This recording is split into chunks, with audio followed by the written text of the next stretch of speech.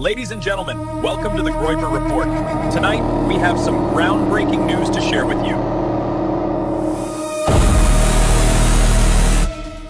Welcome to the Groyper Report. Introducing the most racist men alive. They are shutting it down as we speak. Welcome to the Groyper Report. Sexist. Racist. Phobic this, phobic that. Terrorizing women across the country. Telling them to wear clothes. Saying all women are mid. Minorities fear them. The president has them on speed dial. Guess what? Your body, my choice. Brought to you by Frog Aura Maxing. Brought to you by Frog. Giga Chat Central, yes, thank you for asking. They all must go. Welcome to the one and only. Defending the last white men on Earth. AtlasThugged and Josh Vander Nord. This is the Groyper Report.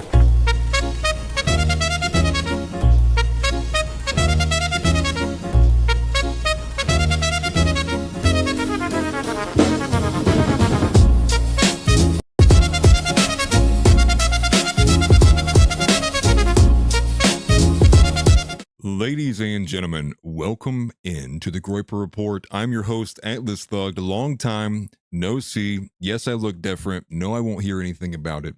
And I'm joined by my co-host, Joshua Vandernord, aka White Boy Normal Voice. Happy to be with you guys on a Saturday evening. And we're the one network not afraid to say Christ is King. And do you guys enjoy how the stream starts on time when I'm in studio? It's crazy how that works. And no shots fired. I was only thinking of myself there. But it's good to be back with you guys. It's been a long minute. I will be honest with you. I have only loosely paid attention, and that's only been because I've been watching America First. I kind of dropped everybody else out. And I'll save everybody the details, but I am back for the time being and excited to get with you guys for the past happenings of the week. And who here is a proud MAGA supporter? Team Trump. Where are we? What a joke that has become.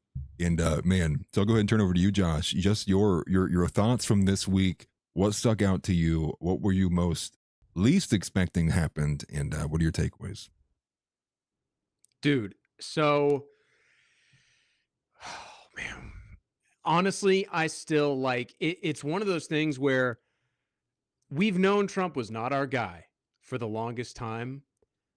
But, you know, like knowing someone is going to punch you in the face, it doesn't prepare you for when you're actually getting punched in the face. And genuinely, like, Thomas Matthew Crooks. Now, I'm kidding. That's funny. Yeah, it's a shit show, dude. And I'm nervous, bro. Like, Trump is scaring me, dude. His unhinged rants, everything, it's genuinely like, is the nuke button, is that big red button gonna be pressed? What's gonna happen, man? That's what I was thinking.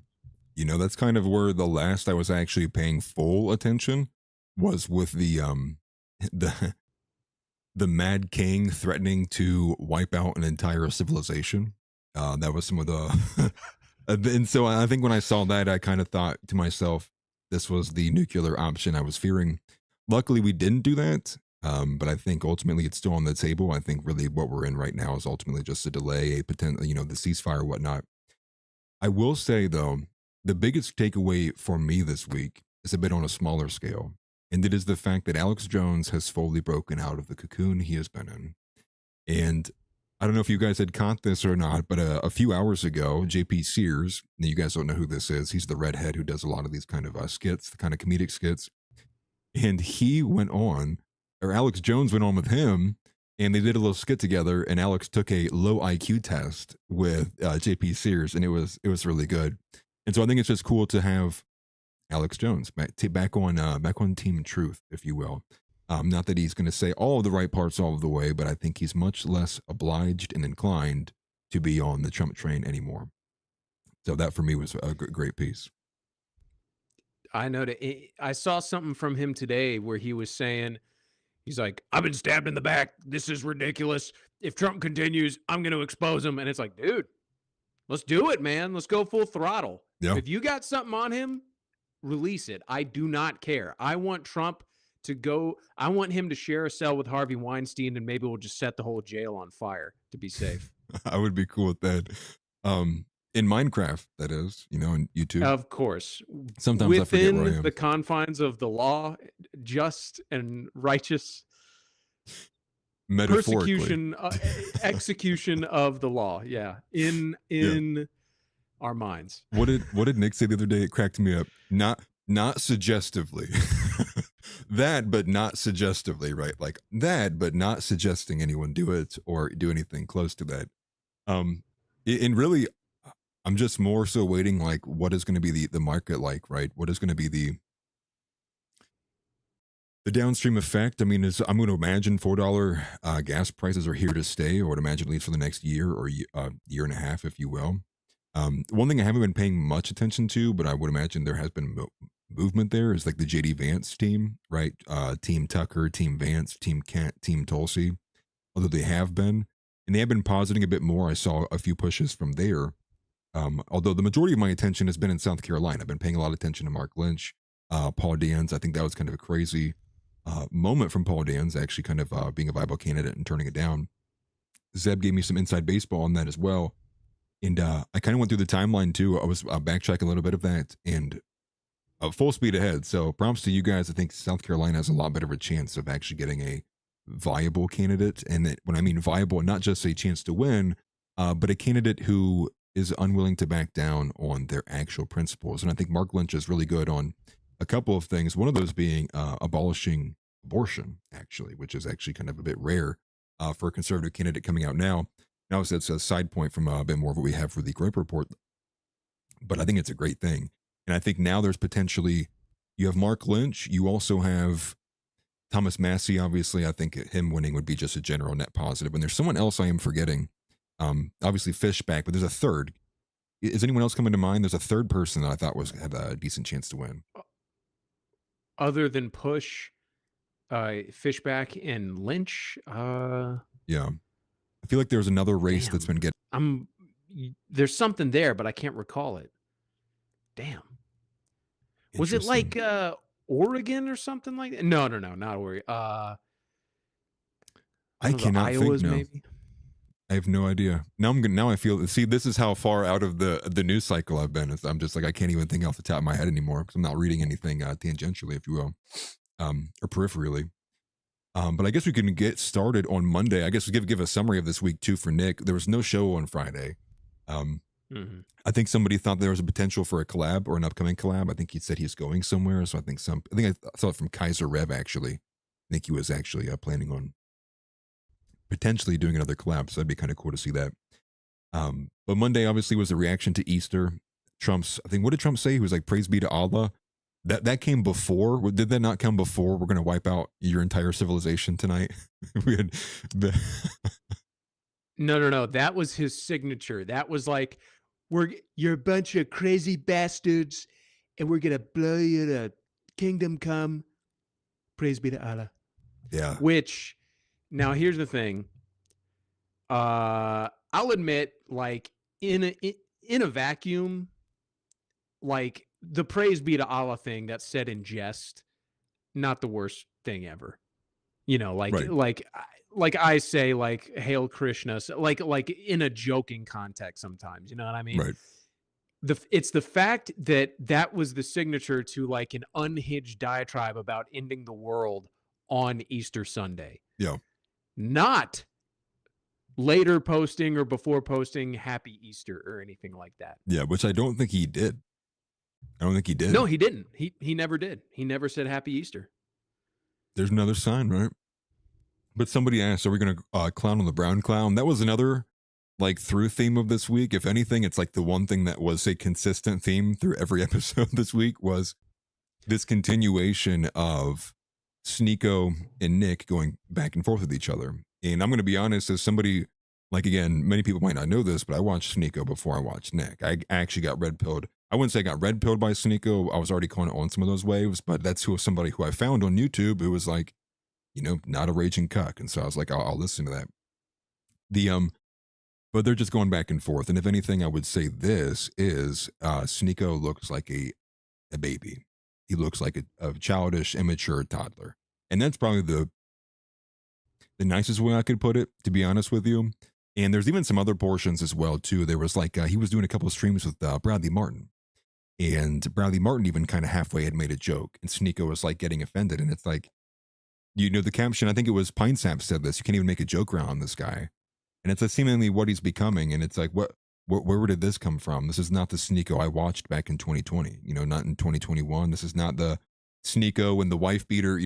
That's the version of SNEAKO that I watched, was the wife beater SNEAKO, no hats, right? And he had this stupid little slash in his eyebrow, but you give and you take with the brown clowns occasionally. And now it's just going off the rails, but go ahead. I was going to say, like, my thing about that is like, you saw with the, like, in the, 2021, like the Tate brothers kind of rose, had their ascension, and Andrew Tate comes out and he's like, I'm a Muslim, because not because he's actually a Muslim, but because he has a general sense like, okay, clearly there's some type of God. And, but like he thinks Christianity is cucked and you can have a harem or whatever it's called in Islam. So, and that's what he does. So he just picked the one that he likes the most, but he's not like really a Muslim. You know what I mean? Right. I think SNEAKO, because SNEAKO was absolutely emulating Andrew Tate, jumped on the wagon for real and like genuinely got caught up in it. Yeah. And I know we're like not pro-Jew, but like the Muslims are retarded. It is a brown person religion. Yeah. And so it is, and that's just to me, it's just part of the territory. You become a brown clown and they can't take a joke, it's because they know, dude, because they know. Yeah. They know it's, well, the Muslim, they invented algebra. It's like, anything else? Well, I would say I would agree with Zach Bartlett here, right? He says, I don't think SNEAKO believes in anything. And I think if anything, that really does define him. All the different moments. He's like, oh, there's pork in that. Oh, no. Oh, wait, I missed the 7 a.m. prayer. Oh, no. And it's like, you've been a Muslim for 10 years now, dog. And we're still like, you're not even doing the basic due diligence. Has it? I have no idea. But it's just like, if you believe in something and it's like, these are some of the more basic premises, right? Even non-Muslims know these things. It's like, if you can't even oblige by that, it's like, people are like, what are people supposed to take from that, right? Like, I'm not going to think that you're like an insane, super intense Muslim, but you surround yourself with like what are the guy's name? What's the dude's name? Daniel Hakwoto or Hakakwito. He like is always debating people. He's like, he comes off as an insane retard half the time. Is he that kind of like ginger guy? That's Muslim? He looks white. He looks Iranian. Yeah. I guess. That's funny. Yeah, that guy's nuts. Yeah. I mean, and here's the thing. I do like SNEAKO. Like, don't get me wrong. I like him. But I think at a certain point, when you have behaviors like this, I think who else is going to correct them besides Nick? I mean, he's just going to keep behaving this way unless somebody pushes back. And I think most people around people like SNEAKO never say anything. White Neon's not going to really say anything. Nobody else is really going to say anything, for one, because they don't care. But two, like, especially if they're like a smaller creator, a lot of these people don't have the balls to sit there and tell another bigger creator or like do something to like ruin a collab or ruin their money. And part of the reason why you see a lot of this always typically go out the wayside. I think the same thing's probably true with Bradley Martin. He's not going to push anything, even though he's probably the same size creator.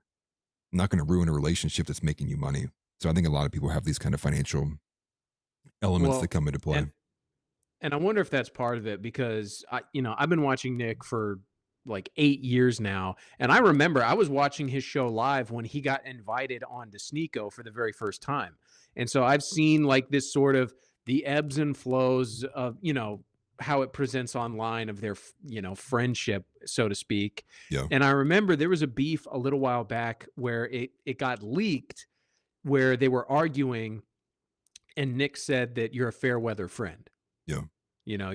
Which is absolutely what it is. And it's like, it's so clear that SNEAKO, he has such contempt for pretty much white people. Like, I remember when, Hayden McDougal, Woman Propaganda, was on his ascension, and they met in person right after the slap, and SNEAKO couldn't be, like I'll just say I've never really liked SNEAKO.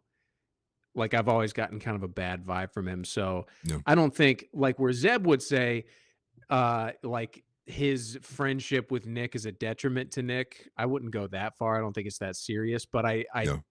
I'm kind of happy to see him go if it sticks. Yeah, I mean, I don't know.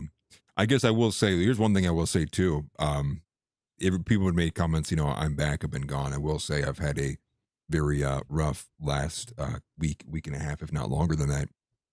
But one thing that's actually come out of this has been like, and I will say, I don't know if he's listening or not. I doubt it because I think he really dislikes a lot of people here at NAV, but he's one of my top guys. Special shout out to him, House Leotardo, as well as Pine Sap. I mean, Pine Sap came through, and I was not expecting that. Actually, you know, Pine Sap reaching out to me, it was kind of there's a huge blessing. I'll just be honest with that. But there's kind of like a stillness that's been placed upon me the last couple of days. I've been very calm despite everything else going on, and I've been looking at things with a very, for lack of better words, very Christian and religious worldview. I think a lot of that's just been on my mind lately. So I look at something like that. I think the overall, I guess for me, I don't hope that he just disappears and ends up an ignorant Muslim, you know, and he ends up dancing in New York with Zohran Mamdani. And not to sit here and preach like I'm giving you the Christian answer. Here's the correct Christian answer. But more so, I guess what I would hope, because I'm more so like, who else is going to listen to or change their mind besides Nick? Right? Like I think SNEAKO is just a very influenceable person. So I think you know, he probably needs the smackdown from Nick. And the hope would be ultimately, obviously, you want somebody to see the light, the truth, and the way. I mean, that's the only reason that we're even really here on Earth. Like, what even else matters at the end of the day? But who knows? I do think it's ultimately over. I don't really think there's going to be a strong comeback from after this, especially when Nick is like publicly day in and day out just taking it, like not saying anything, taking it, not saying anything, and it just keeps going. I mean, it's just disrespectful at a certain point. And at the same time, you know, you got to think like this guy's basically kind of put you on to a certain degree in the last couple of years. And now we're coal posting about Israel. It's like, okay, well, if you want to go be Candace Owens, go do that, kind of over it. But I guess anything else you want to add? Go ahead. Truth be told, I think this will smooth over and they'll kiss and make up. Literally. No, I'm kidding. But Hopefully.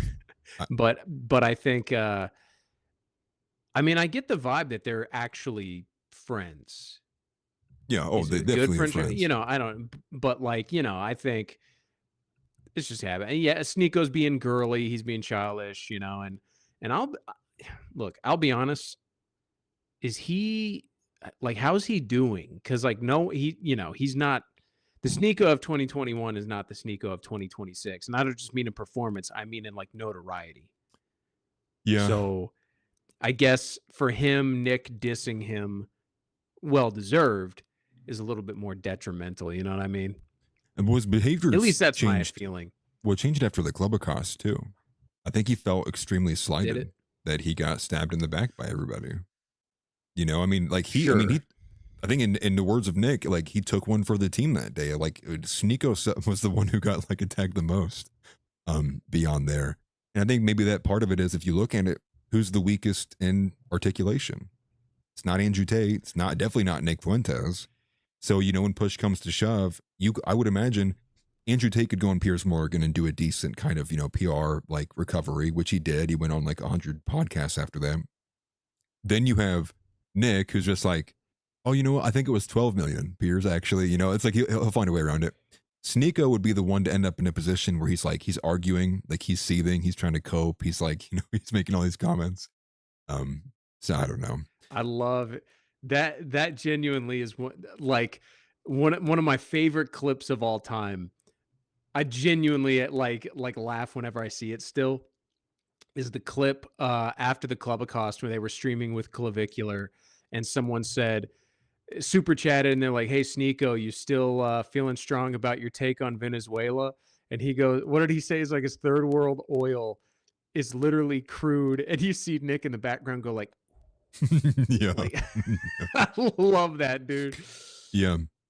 It actually helps to read every so often. You guys might not know this. I'm sure many of you do. But reading is a very useful skill. And this actually goes specifically for our Black audience. Reading is a very effective tool. Sorry, I couldn't finish the joke. Marcus, if you're in here, I love you, brother. Is he black? Yeah. No.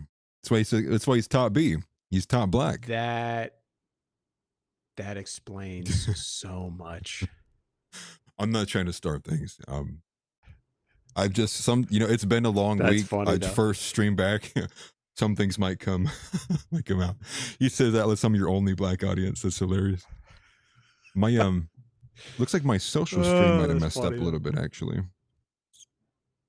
Uh-oh. Let me fix it here. Anyways. Filibuster. No, we're good now. What were you being before Joshua? I'm reading the chat. Yeah. What were you being before Joshua? What? I don't know. He has always been Joshua. That's actually a crazy name and it sounds Jewish. You know what I mean? Like Joshua? Yeah. It does. I've been called that a lot. I'm surprised that's the first time you're seeing that. Joshua Vanderstein or Vanderberg. Justine. That's funny. Dude, if this keeps going the way it's going, I might have to don the yarmulke permanently. I think you should. I mean, I went full Prosopa Insights. No joke. I literally looked at myself in the mirror and I was like, I hope Prosopa doesn't think I copied his look, dude. It's been a long time. Yeah. But... No. Dude, that's perfect. You got to emulate him as much as you can and be like, now do an analysis on me. What's the deep dive, just try to make bro? myself look like him. Just be like, yeah, dude, dude. Here's the thing, though. Physiognomy check. Let's go. We talked about this in the green room a little bit. The Albanian era is over. I am French now. Long live Napoleon. Long live France. AtlasThugged. Hail Bonaparte. Oh, parlez-vous français? I need more wristbands. Yeah, where's my croissant? I can't even do a French accent, dude. I'm terrible with the French one. Yeah, the croissants and the French flags. Okay. All right. We need to get into some of these clips here. I think Parlez-vous français? We'll start right with the that is true, yeah, too. Tix Balmer, yeah, he's still stuck on Breaking Sad. It was a goatee for a little bit, for those who didn't know. I kept it connected for a little while. And then one of our great commenters said, Breaking Sad. And then I nearly jumped off the 10th story floor, but I did not. I went inside and I grabbed the razor and I said, this can be no more.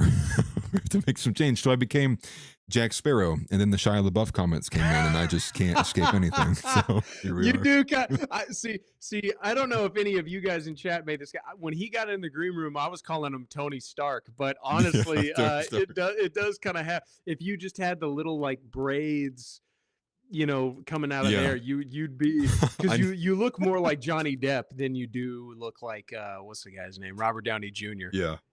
I need to get the beads from the Dollar Tree and some little ties. Look at the colorful braids. Get the do-rag with the little coin hanging from it. Yeah, I need the tricorn. That's right. I need the tricorn. Yeah.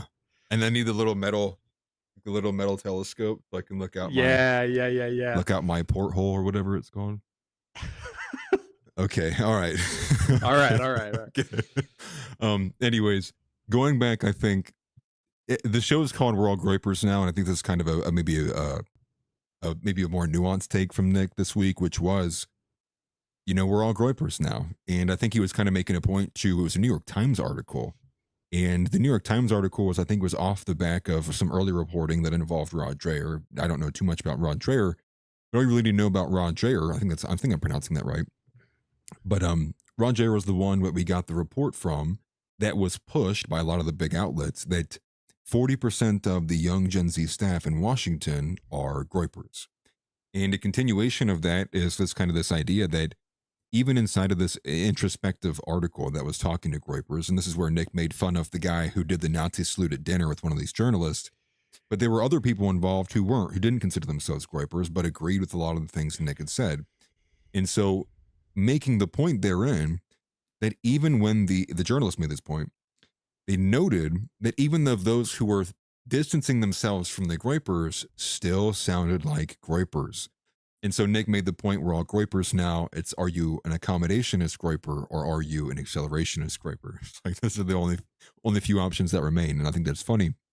But I do think that is pretty of a good summary of the majority of Gen Z, right-wing Gen Z, I would say. I think there's just, in Nick's words, the Groypers are the moderates now. I think there's many people who are way beyond, further to the right now at this point. And many more off the back of what Trump continues to do with the non-deportations, Epstein, but just the general betrayal. And I think there's just overall sense of like, if not Trump, then no one can drain the swamp. And if no one can drain the swamp, then there is no political solution. And if there is no political solution, then it's just me and you and no one's coming to save us. And I think a lot of people kind of have that mindset. But beyond that, one of the main points that Nick had reacted to, which I think many people reacted to, was the news off of the back of what Trump said with Easter. So that'll be the first thing that we're going to be saying and looking at here with the first clip, is Trump literally writing, praise be to Allah on Easter Sunday. So here's the first one.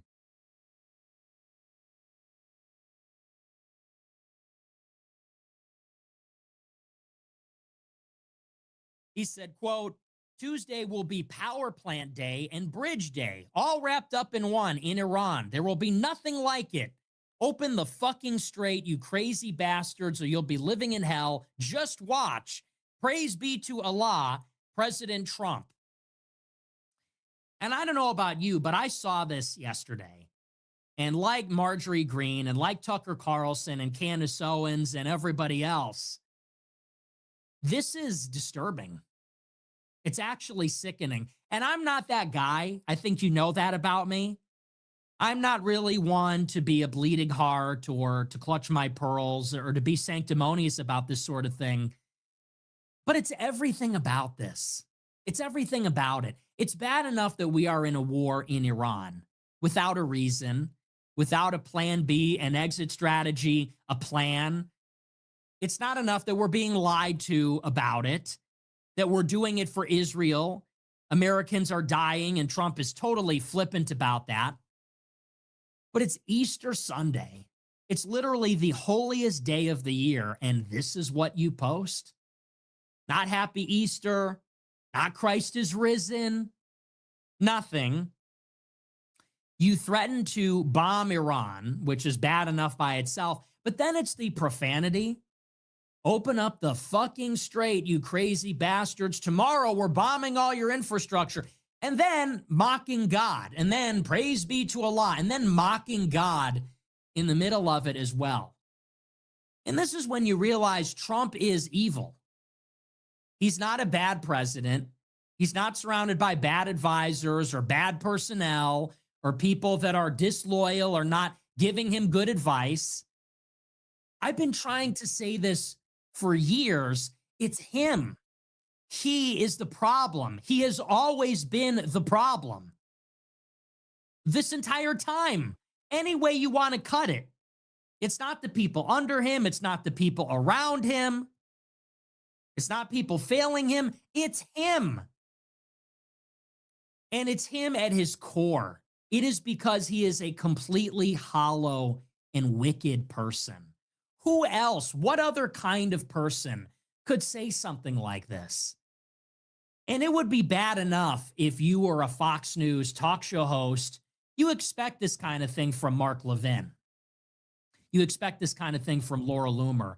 These people have darkened minds and darkened souls, and they are shock jocks, and their business is to offend the conscience of everybody to get attention, because their message is repugnant and nobody would support it otherwise, and nobody would even pay attention to it otherwise.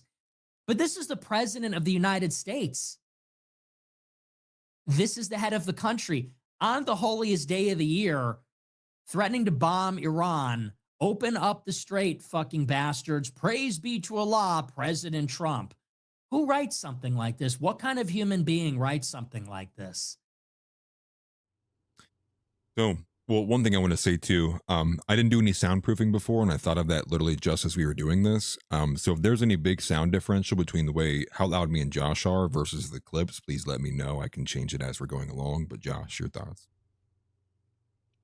Yeah, dude, it's we kind of talked about this clip a little bit earlier in the beginning of the show, how like I don't think that necessarily the praise be to Allah thing in jest is the worst thing ever. Like I'm not like moral effing, the other effing over here. Right. But like it is indicative of something that is now so abundantly clear to anyone who has eyes to see, Yeah. that Trump is not a good person. Like the energy that he brought to the debate stage and to the table in 2016, it got us all excited, and it made us fill in the blanks about who he is and who he must be. But we were using the presentation as our main source, and it's clear that Mark Levin was not kidding when he said Trump is the first Jewish president. I mean, what is Donald Trump if not spiritually Jewish? I mean, think about it. He is narcissistic, he's vindictive, he's insanely insecure. And the thing is like he'll throw Lindsey Graham under the bus, and now he's singing Lindsey Graham's praises. Why? Because he made a call about Iran, and Lindsey Graham, he's all on board for that. And so Trump just he has no patience or room in his house for any dissent. So get them all out, and it's just, I've made a decision. All the people that disagree can get the F out. All the supporters can come in, and that's all it is. He only has patience for yes men. I guess my first thought went to all of the times, and I don't think anything recently, but I think at the beginning of the year, there was a lot of comments from Trump talking about how he wants to make it to heaven and he doesn't know if he's going to get there. And I think there's only one reason why you would say that, is because, for one, it's probably on your mind. But why would it be on your mind? And it's probably because he knows. Maybe he knew what was coming. Maybe he just, that's his guilty conscience. He talks all the time. So there's only so many times where you won't slip up, or you won't let something out that you actually truly deeply feel. And I do agree with Nick. I think it's hard for a lot of people to swallow. Pause. But I think there's I think there's a lot of good reason to point at this, right? Which is this is what evil looks like. I mean, completely abandoning the base now at this point. I think we're going to get into the comments he made to all of the people who literally largely pushed him to be the president. I think if you take the support away from a lot of these people, I think a lot of things look radically different. I mean, and Alex Jones in particular, right, being one of these major hosts pushing for him. And we'll get to that when we get to the next clip. But one thing I would add too is the saddest thing is seeing all of the other people, like the lesser pundits, and some of them are inferior. I'm not even going to, sugarcoat that. Just doubling down. You see the captive dreamer types, or the John Doyle types, who are like just defending literally everything. And you just kind of look at that and you go, I mean, and I commented this to Captive Dreamer the other day on one of his posts, because he was like arguing with somebody who was just saying a objectively true thing about Trump. And it's like, it can't be fulfilling being a ringleader of raped people, right? Like how like what even, like even if you were making money, like how can you, what drives a person to, and I get there's disgusting people, but there's no way it can be fulfilling knowing that you're just basically doing the dancing for a bunch of boomers and otherwise mind-raped individuals who can't think for themselves. And it's just sad, because it's not just him, it's more than that. And here we are, right? And so we have new MAGA and old MAGA. I want that old MAGA, right? Give me that old MAGA. I don't want that new MAGA. But that's just kind of where we are, man. It's so bad. And it goes to show that Trump really has that. He's indicative of the boomer, which is the boomers grew up on the tail end of World War II, which was, basically in everyone's minds was like the end of history. That was like the end of the world, and now we're in heaven, and I'm going to live forever. Oops, I'm 80 years old, and he probably was talking about heaven because he probably had a scare with something. And true. Yeah. they're resentful of the fact that they're gonna die. And I hear we were talking about. I can't tell you how much I hear youth is wasted on the young. This is in response to me saying that I'm not going to vote Republican. This is what we get, dude. Yeah. Well, They listen, hate us, bro. I was listening to some of the calls as you guys were going through, because I'm pretty sure that's what you were doing, right? Revisiting calls you got earlier in the day, or from right the last time you were in office. And Lord have mercy, dude. Like, and it really, I think the most disappointing thing wasn't some of the older boomers calling in. I kind of had come to expect that. It was the way that Ken responded to the guy's name, I think was Jim. Wouldn't even, the moment that Jim laid out his overall take and he kind of got to the point, Ken wouldn't even let him get a word in after that. He kept asking questions and then would cut him off immediately because he didn't want to hear him. And it immediately goes to the blame game, right? It's like, and nothing was even said to blame the boomers in what Jim was putting forward. He was outlining how the youth is looking at things. And then Ken's response is, well, is any generation blameless? I think he says that verbatim. It's like, do you think any of us care? Right? Like, there's no one care about right now. This is the Groyper report. I don't want to get too off topic here, but to your point about that. So for a little bit of context, Jim is a regular caller and he always goes hard on the boomers. So for a little bit of context, like even to the point where I'm like, okay, dude, you gotta like sing a different song every now and then. If you're telling him to lighten up, okay. Yeah, but that was months ago. Now I'm on board with Jim, and the thing is, and again, I hate it, but like I like Ken a lot. He's a good dude, but he is like a perfect politician, and I've seen him do this before. He's done it with me, where when you back him into a corner, the bob and weave, like he'll get out of that corner, and he'll do it by bringing up stuff that's completely irrelevant. Yeah. And then, you just assume because he's a likable guy that he's arguing in good faith. And then, so you get caught up. It's like when we talk about, oh, does Israel have a right to exist? For you to answer the question in any way is falling into the trap, which is what Ken did. He goes, so are we the only blame? Like, are you guys without blame? It's a complete non sequitur, and it is a tripwire to get you off of the point. Right. And it literally went directly. Well, I would say two things. The first thing I would say to anybody who's doing any strategy or thinking about red pilling your parents or anything along those lines, don't waste your time. Not worth your effort. Don't even think about the labor. Just, it's not worth it. It would be 110 times more worth it for you to try to red pill your ex-girlfriend who left you unread 5 years ago than it would be to even halfway attempt to talk to one of these people. The boomers, and there's a lot of reasons for this, right? As the older you get, the more you are set in your ways. But with this, it's a very distinct thing. And I would just say it's not even worth wasting time. It would be much better served trying to win over some crazy leftist. Because maybe you can get to them if they're, 30 or under. Now you'd say maybe even 40 and under. But it is just like, mind-blowing. The second thing I would say is he comes up with Ken, and this is most boomers' response, it's just boomers in general. Most boomers respond to the average Gen Z when they outline what they're having problems with. The boomer goes, yeah, but a lot of these Gen Z guys don't want to work. And you go, well, of course not.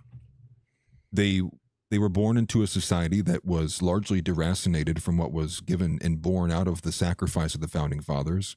Every woman, and this is speaking for the men's perspective, the majority of women are not worth, the juice isn't worth the squeeze. And there's 6 ways from Sunday you can talk about that.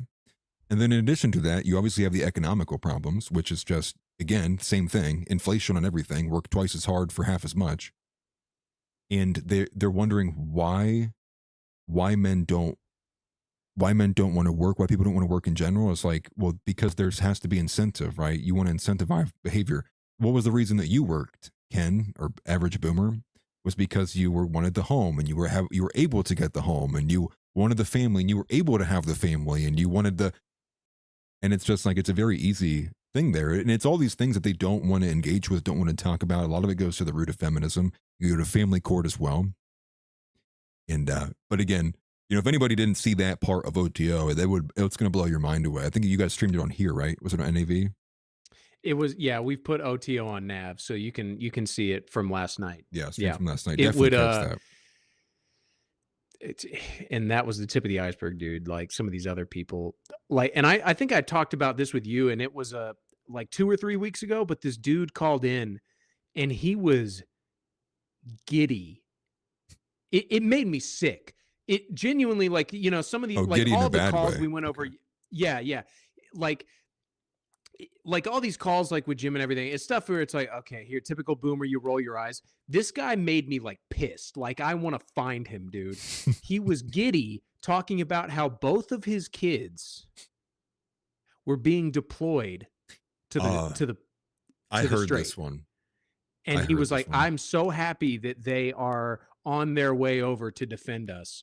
Like, well, he didn't even say defend us. It's not even like his conception. He was like that they're going over there to kill the sand people. And it was like, he was like holding back excitement. And I was like, I can't believe. And this was, by the way, in response to Ken, who I know we're kind of beating up on him a little bit, but Ken was saying how he does not support the war and he's afraid that Americans are going to go over there and get killed. So this is that was that guy responding to that by saying, I'm happy that my sons are over there.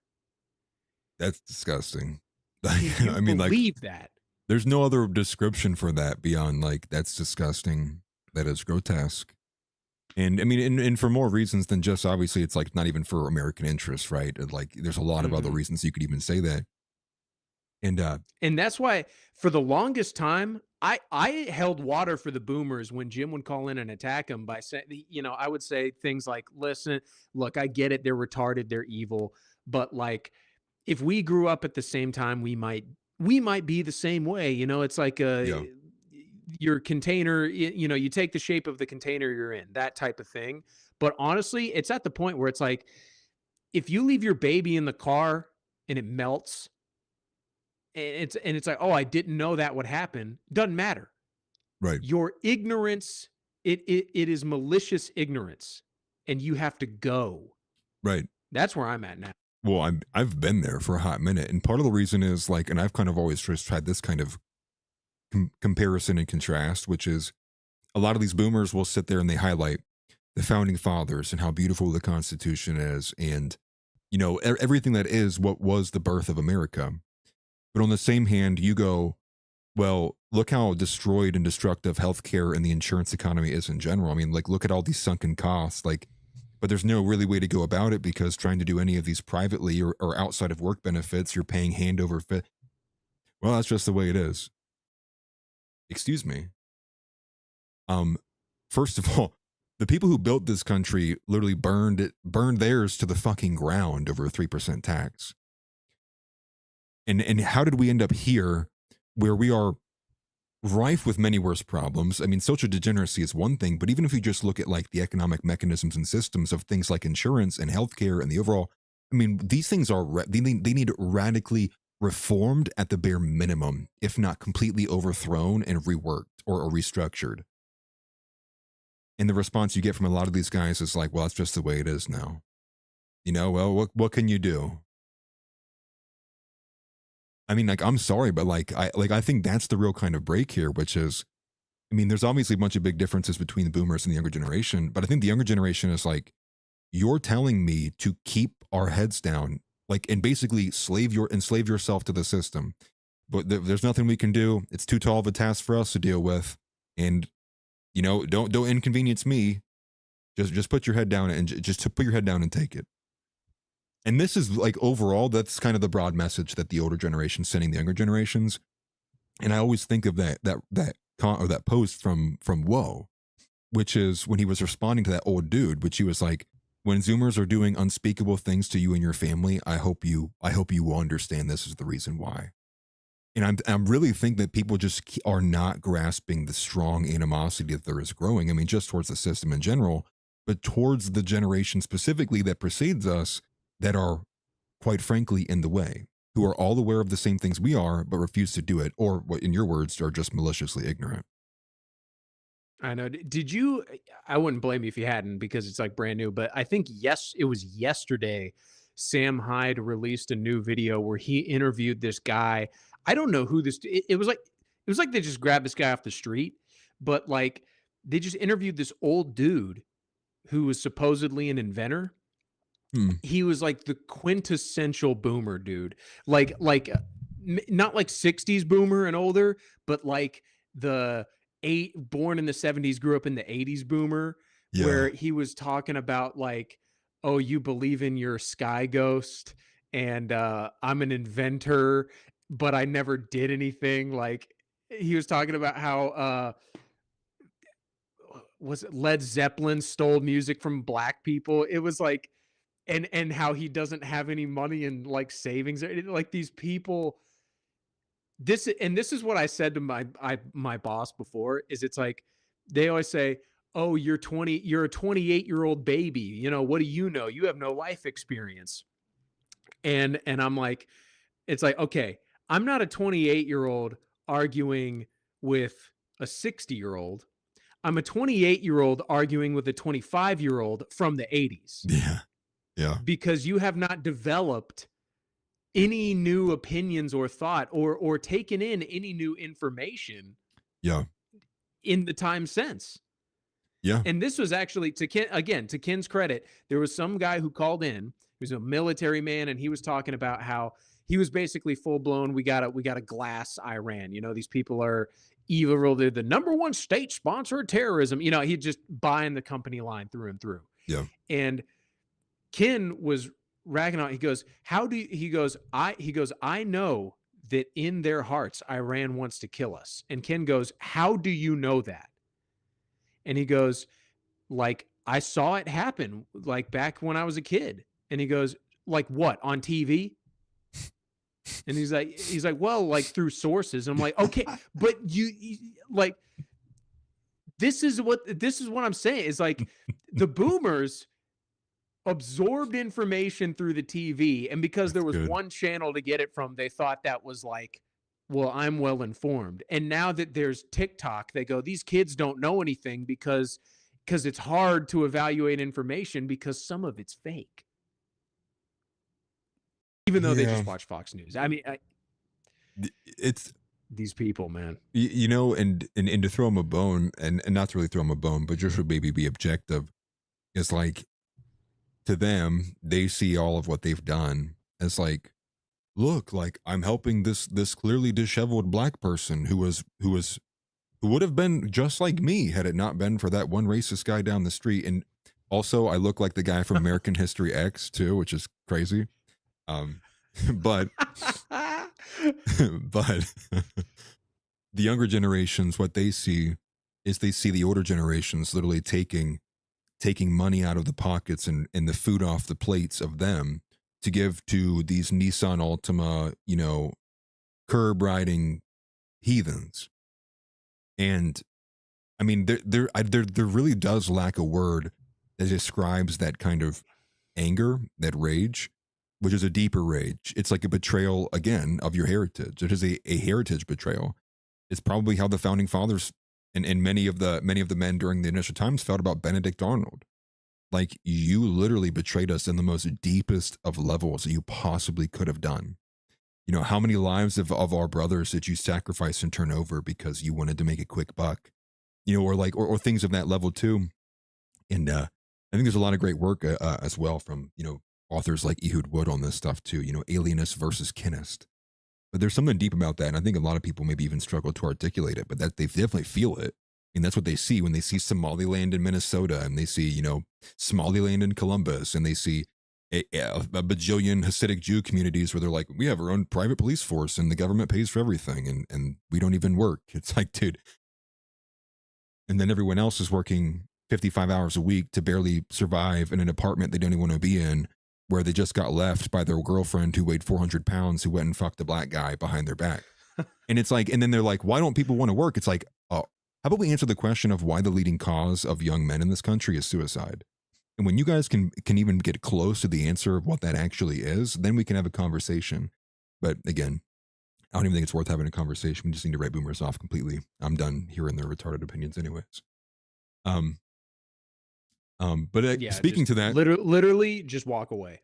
yeah, exactly. And speaking to that, Nick had a good message on the next generation taking the baton from Trump moving forward. So I'll play that next. We get to Tuesday. Here it is.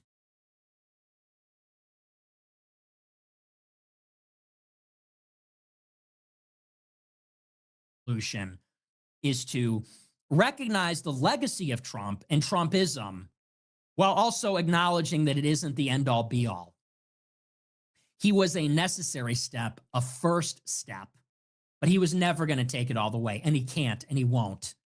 And it's up to the next generation that actually has dynamic, new ideas, radical ideas that will have to take the baton from him, even if by force. Even if it's a hostile takeover of MAGA, I don't give a shit. I don't care if Trump cries. He doesn't need to endorse me. He doesn't even need to like me. We are going to have to take the baton from Trump, from MAGA. We'll pry it from his cold, dead hands if we have to. And that's not a threat. I'm not saying that in any type of suggestive way. But I mean, he's an old man. He is an old man, and his followers are old. Trump is 100 years old. His followers are 100 years old. Mark Levin's audience is 100 years old. Fox News, who even watches it, other than nursing homes and the villages? Trump is not going to be around in 15 or 20 years. We will be. And Trump is not good enough and never has been. We will take the baton if we're lucky enough for him to see the light and give it to us. If not, we will wait for his career to sunset. If necessary, we will wait for him to pass on to the next life, and we will fucking take it. We will fucking take it from the boomers, including the king boomer Trump. We will take it from Fox News. We will take it from them because it is necessary, because it is the truth, because this is the necessary next step. Thank you, but they expect one of us in the wreckage, and it's not going to be my generation. So that was always the conceit. And this is what I said in 24. I said, it is important that we say no, not good enough. Miriam Adelson, Marco Rubio, war with Iran, stapling green cards to diplomas, not good enough. I'm not thinking about 2024. I'm thinking about 2040. I'm thinking about 2036. I'm thinking about how are we going to create the next wave and the next movement, rather than trying to ride off of the cresting wave, the final wave of this movement. That's the message. They expect one of us in the wreckage, and it's not going to be my generation. That was a bar. I mean, like, that literally is a bar. And that's how a lot of us feel.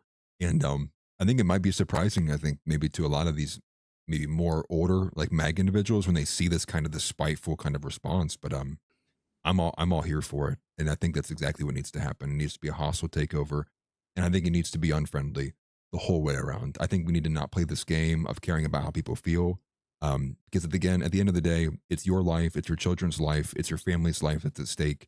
So you decide how intense you want to play with that. But I think for me, the question is like, I'm playing for all, right? It's all or nothing. And for me, it's like, there's not even any point in worrying about this minor stuff on the minor scale of, like, you know, the stapling green cards to diplomas is one thing, but it's more so the overall. It's like, we need radical, and it needs to be immediate, because otherwise it's like, it's just ultimately it's going to be over. And I think Ken said something to the effect of America's been in decline. America's destroyed. I don't know how anybody could look at it any other way. I mean, America is hollowed out. The majority of what our government even does is help manipulate fraud and make sure that fraud, it can exist for the benefit of nons to even have lives in America. And, you know, you think about the majority of where your tax dollars go, they don't go towards anything but really the benefit of people who aren't you. While you get to run over that same old pothole you've driven over 1,000 times on your commute to work. And I think therein, at the very base level, I deeply, deeply reject this iteration heavily. And if it has to go very, very hostile, not to be violent. I mean, we're trying to circumvent any kind of violent revolution, but it needs to be in the face, and it needs to be like, listen, dude, like, we're going to utterly humiliate you. Ken, you want to come argue these things? You can get humiliated and destroyed like Chuck did and maybe never show your face on TV again. You want to be an ignorant ignoramus? We're going to treat you as one.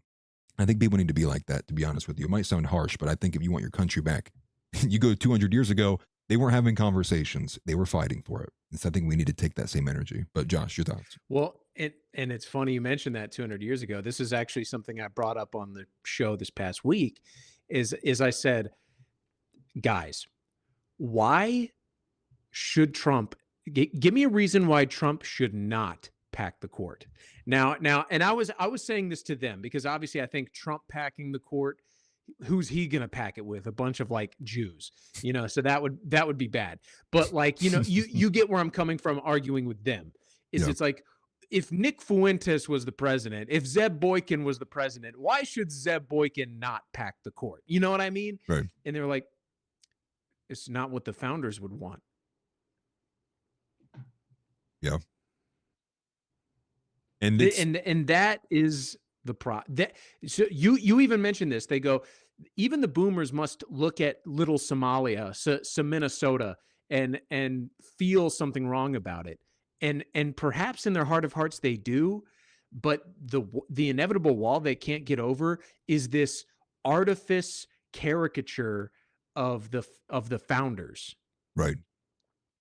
George Washington's big. They go like they put down like monarchs and authoritarianism all the time, and it's like, dude, they wanted George Washington to be king. It was his biggest mistake in turning it down.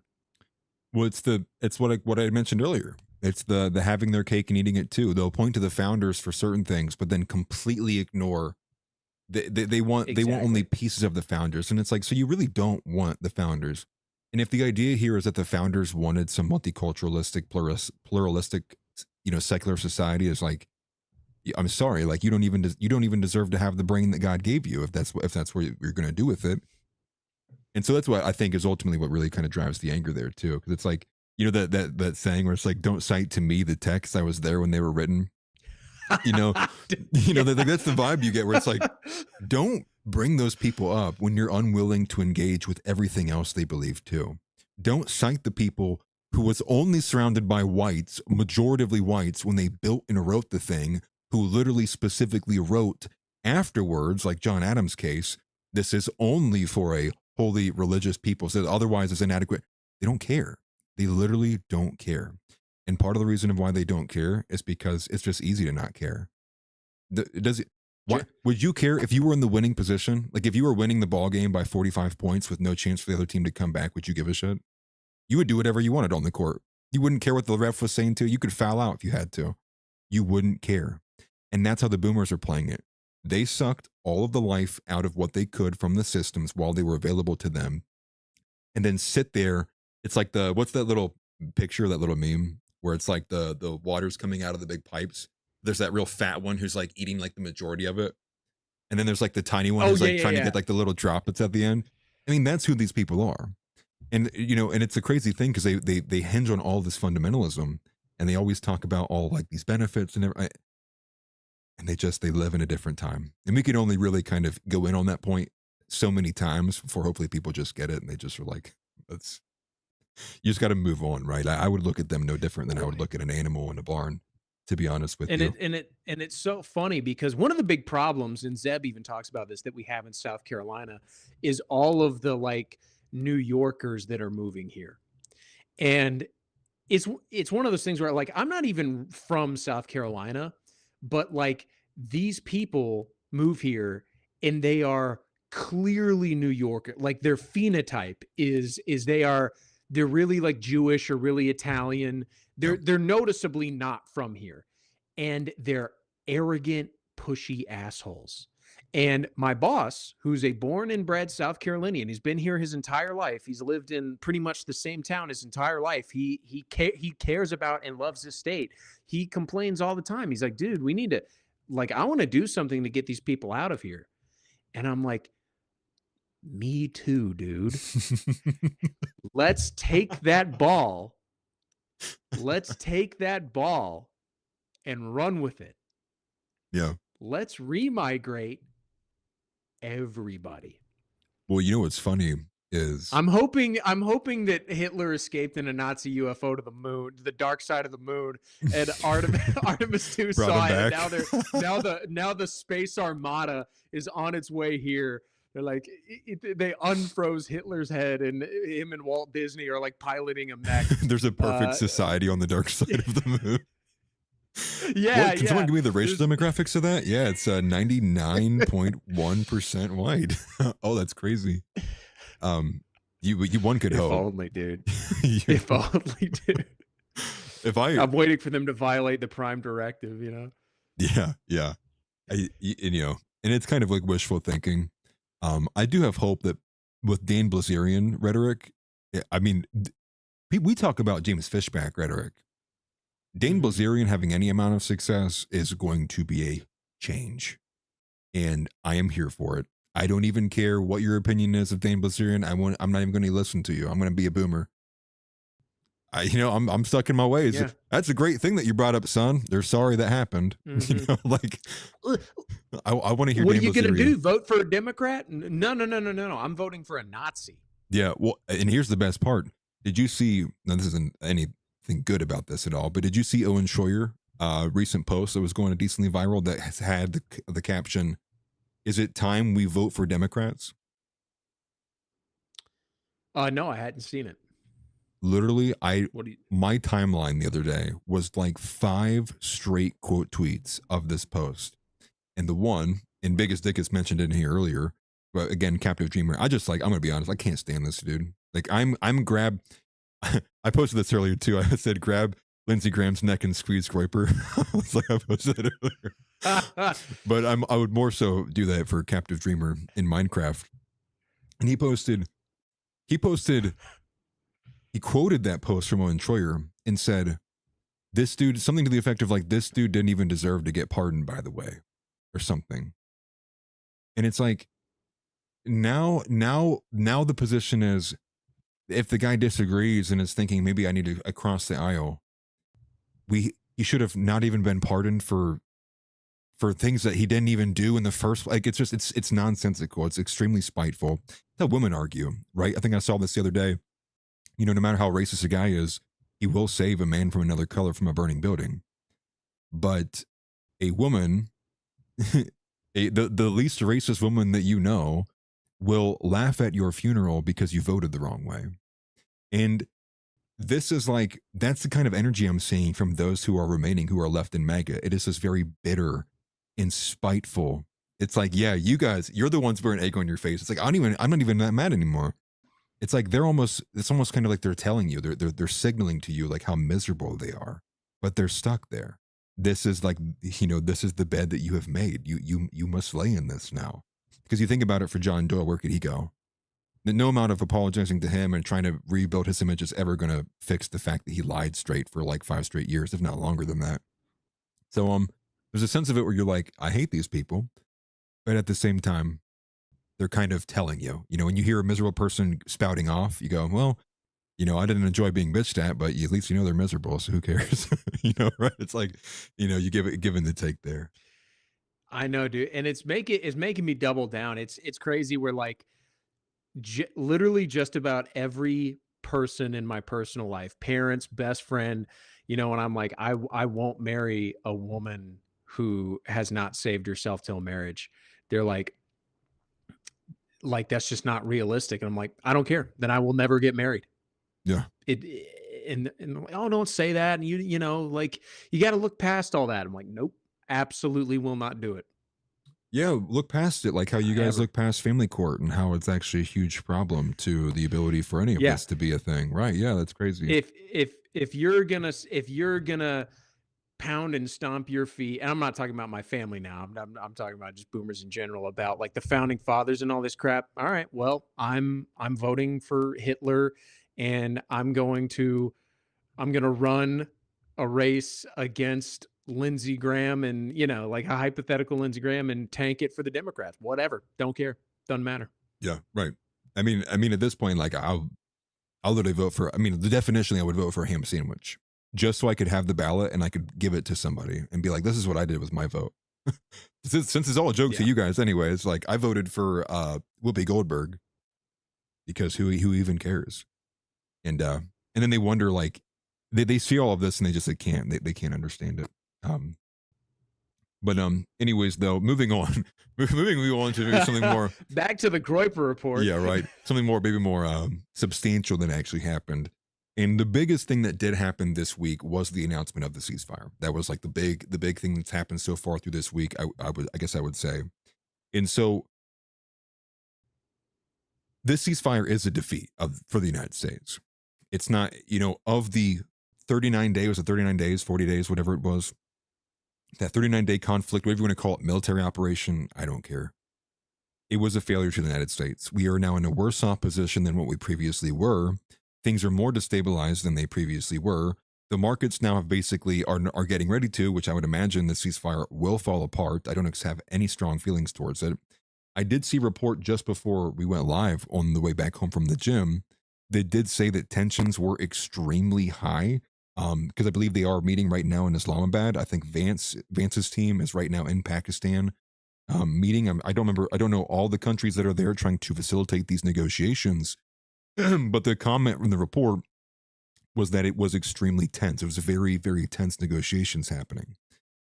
But furthermore, you got to think at the same time, if this falls through and the ceasefire falls through, and we go back to just where we were, and I think Nick's completely correct on this, the oil markets will have a very baked in feature of oil prices are expensive because we don't even know what's going on with the strait.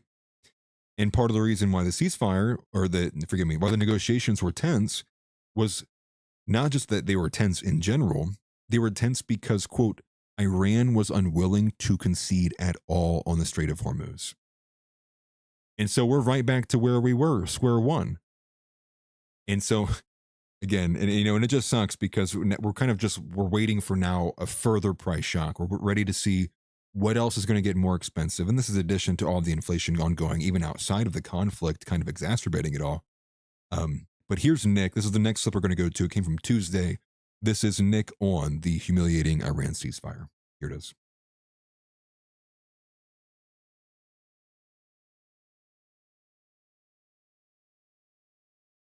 This is a 2-week plan deferring further military action to a later date so that we will apparently now meet with Iran in Pakistan to hammer out a better, more comprehensive, longer-term deal. In the meantime, we've given Iran control over the strait, so much so that they're going to make money off of it, and they're going to reinvest that money in the reconstruction and rebuilding of their country.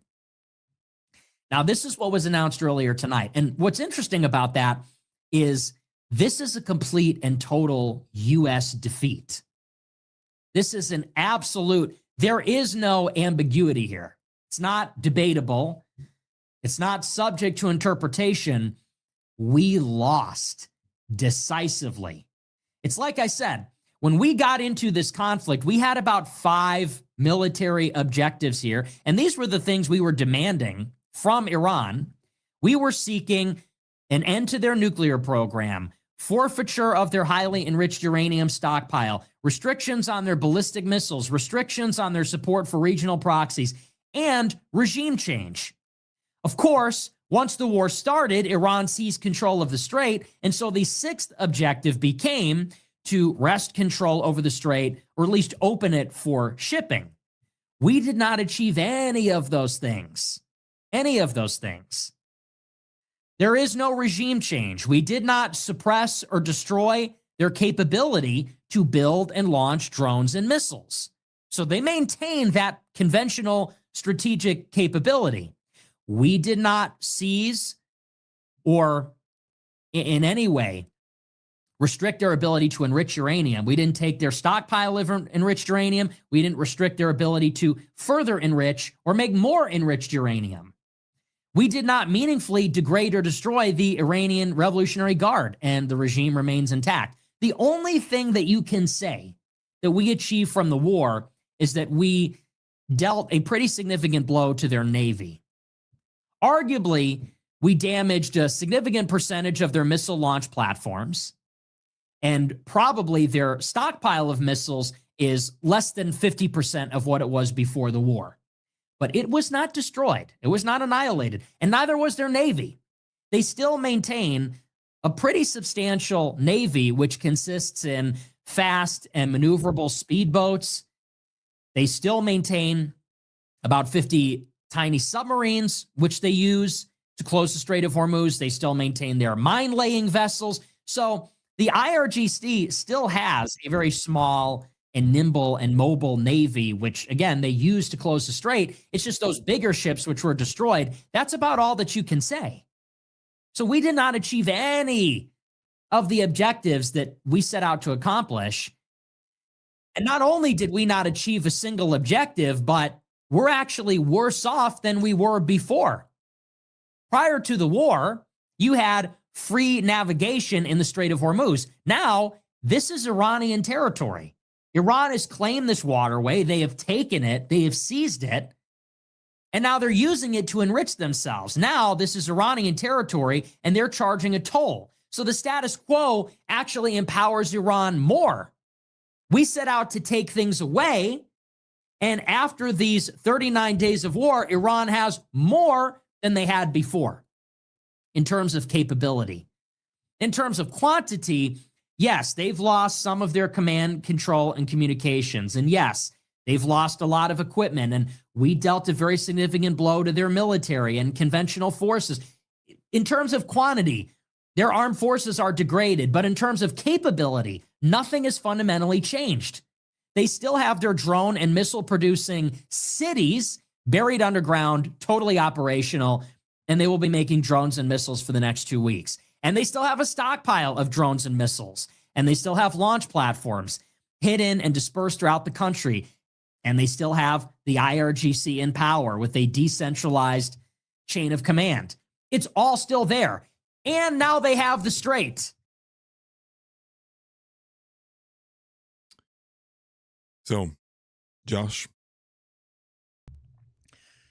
Yeah, this is it's kind of like he said, this is one of those things where we've seen Trump do this throughout his entire presidency, where he'll go in hard, pause, he'll find some excuse to pull out, but call it a victory. There is no way. There is no way. You know, like the mass deportations thing, obvious betrayal, but to your average conservatard, how, oh, well, it's strategic. And, you know, we never wanted to kill anybody. You know, this is just what we got to do. It's the price of doing business. It is a war, and wars are like, you know, there's the fog of war, but they're how they're judged in hindsight is pretty objective. Did you win or did you lose? Right. Iran getting the strait. Iran, you know, Ayatollah Khomeini Part 2 is now the Ayatollah, and you killed his whole family. The IRGC still exists. You objectively did not get regime change. Not going to spin it. And on the other end, Israel is not going to let Trump spin it that way. They don't give a crap. Right. If he has to come up with whatever excuse he needs to quit fiddling with mass deportation so that he can go to war with Iran.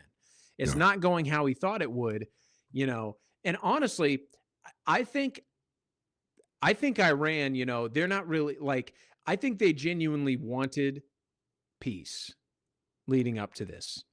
But, you know, Trump stabbed him in the back, Israel screwed around, and now they're at the point where they're winning.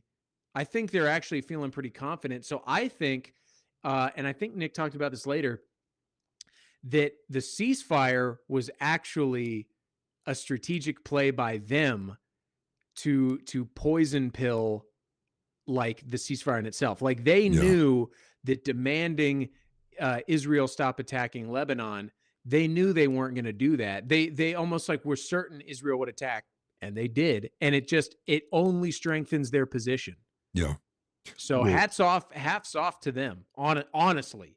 Yeah. And I would say they probably were banking on the fact that not only was Israel clearly going to continue its campaign with or without the United States, I think they were also banking on the fact that this is clearly a president who can't say no to Israel. And Yeah, I they think, know he's getting dog walked. yeah, and I think this is kind of the question of the country right now. This is the question of our nation: is could we? Is it possible for an American president to tell Israel no?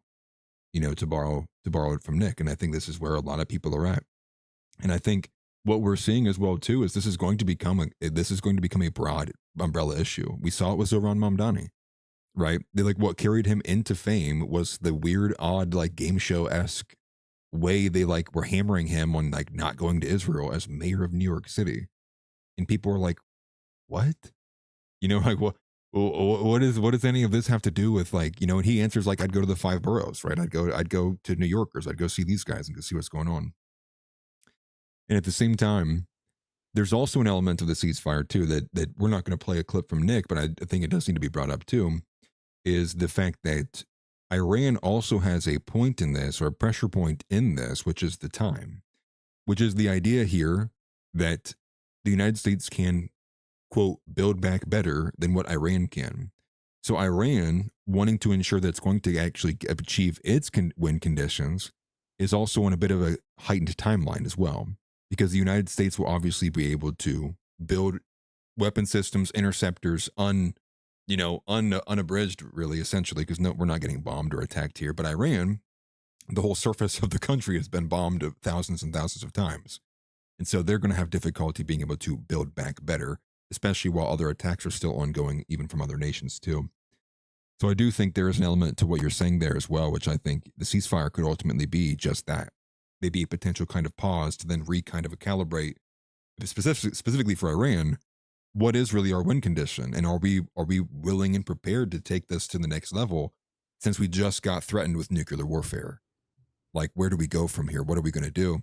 And then at the same time too, I think, and maybe in a broader sense as well, is for many people witnessing this as the youth who had heard the lines of the Forever Wars, they'd heard, and they're paying attention to TikTok. They're seeing what Ian Carroll's posting about. They're watching the 9-minute TikToks. They're going down the rabbit hole.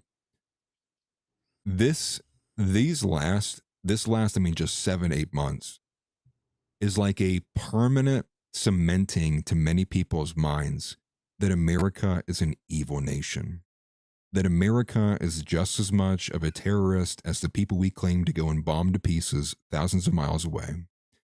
And that in there is going to also give energy not only just to the right wing and the dissident right and the alt-right, whatever you want to call it, but it's also going to energize the left. And I think that's the fear element there too, which is, I think you're going to get a populist movement, and a lot of it's going to be off the back of anger towards what America has become, or has been used to be, or what the vehicle America has become. And I'm just overall just not looking forward to that. And I think we're just headed towards just a general, very revolutionary kind of time period. At least the rhetoric will feel like that. But I wanted to move to Wednesday, and a couple of things I wanted to talk about on Wednesday. Actually, let me make sure I get this right. Actually, I think it was Thursday was when he addressed that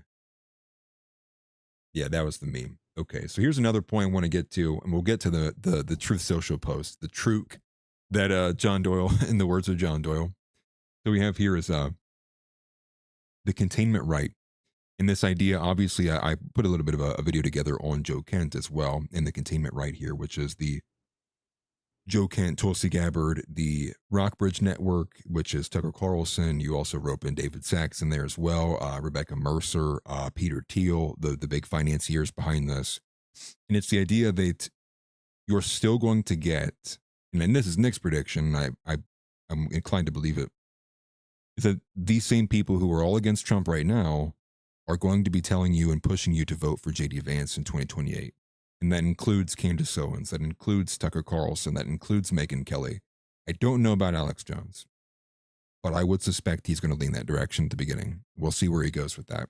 But this is Nick predicting that, and kind of this idea in general, which is, despite everything happening right now, the containment right will be there in a couple years from now to massage you into making the same mistake you made just a year and a half ago. So here's that clip.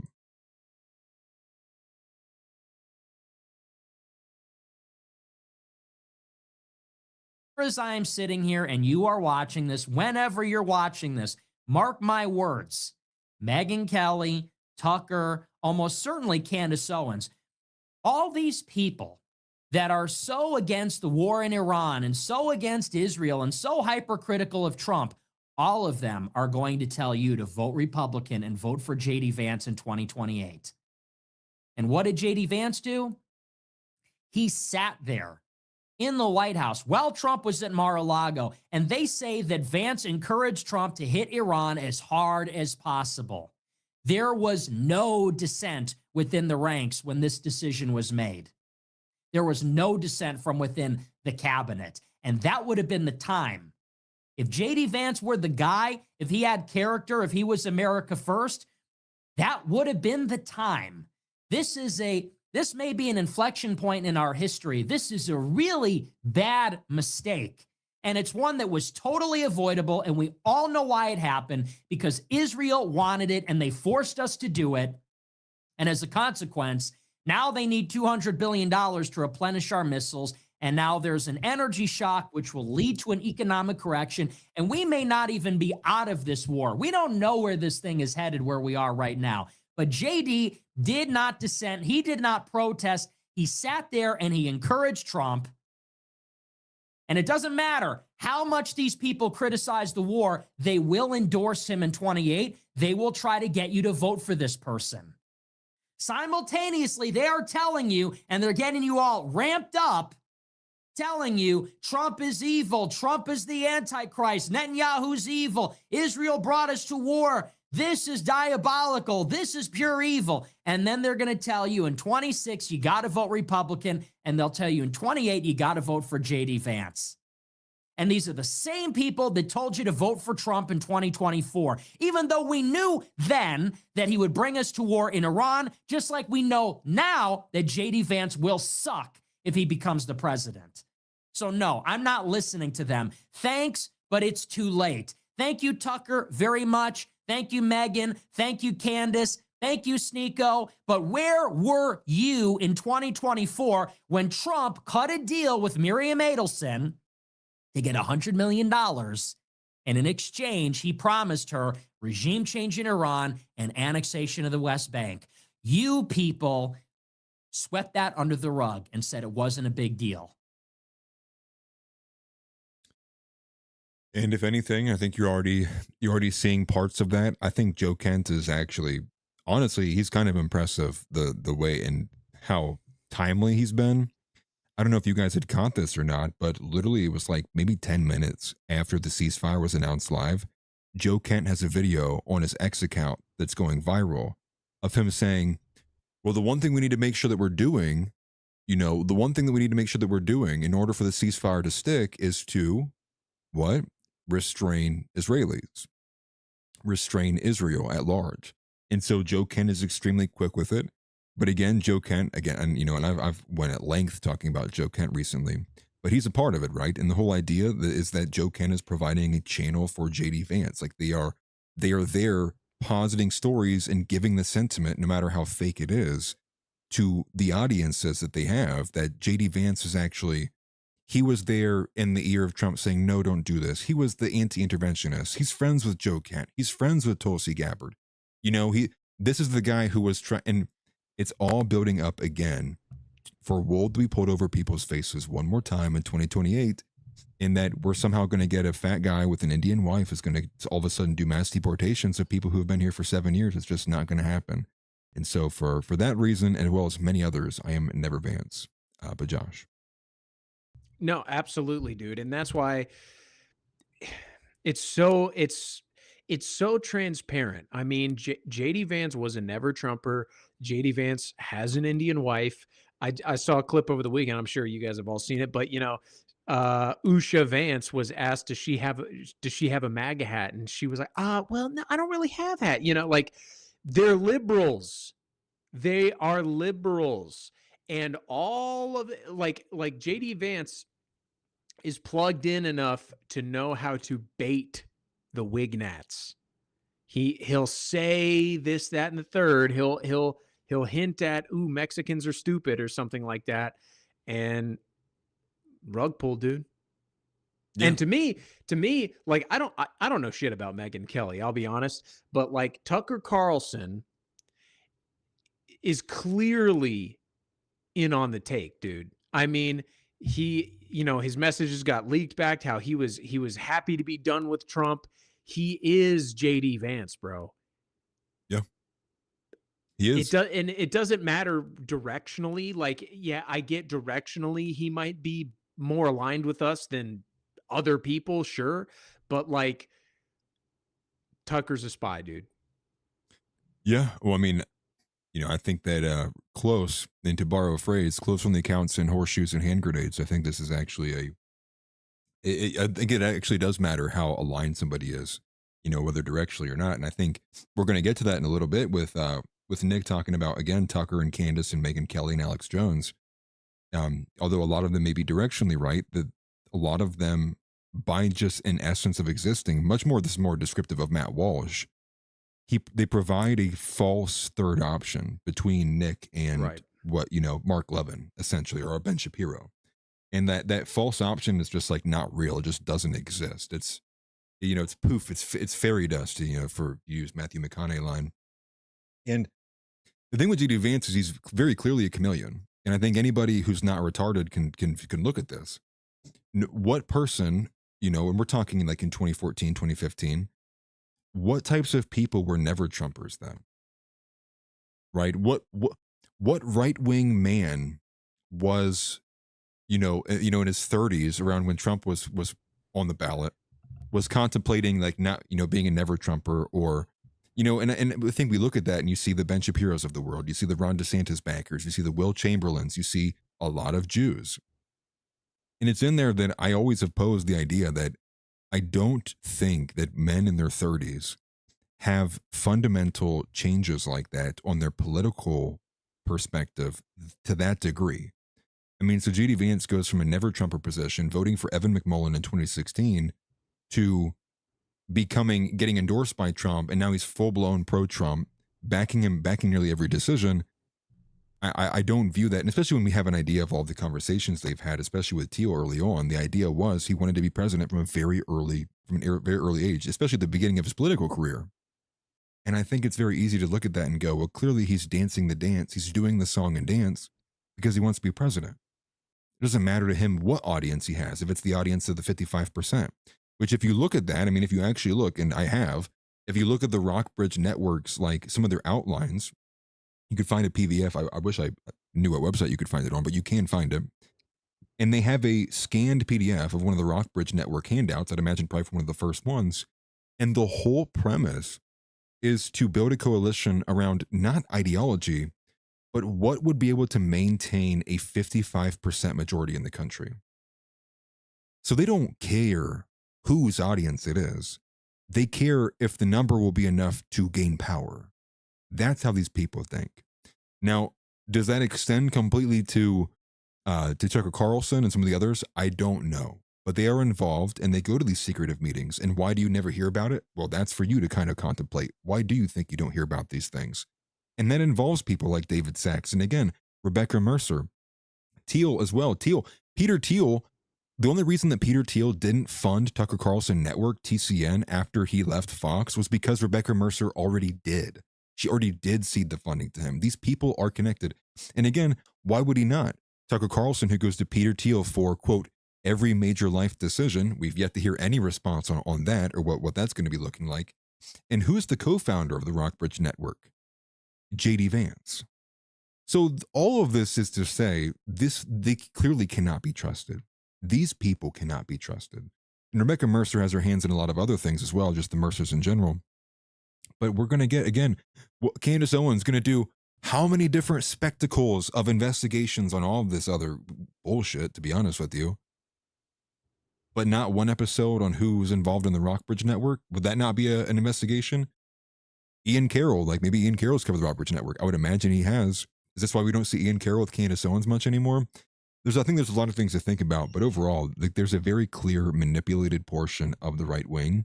And it is people like Tucker Carlson. It is people like Joe Kent.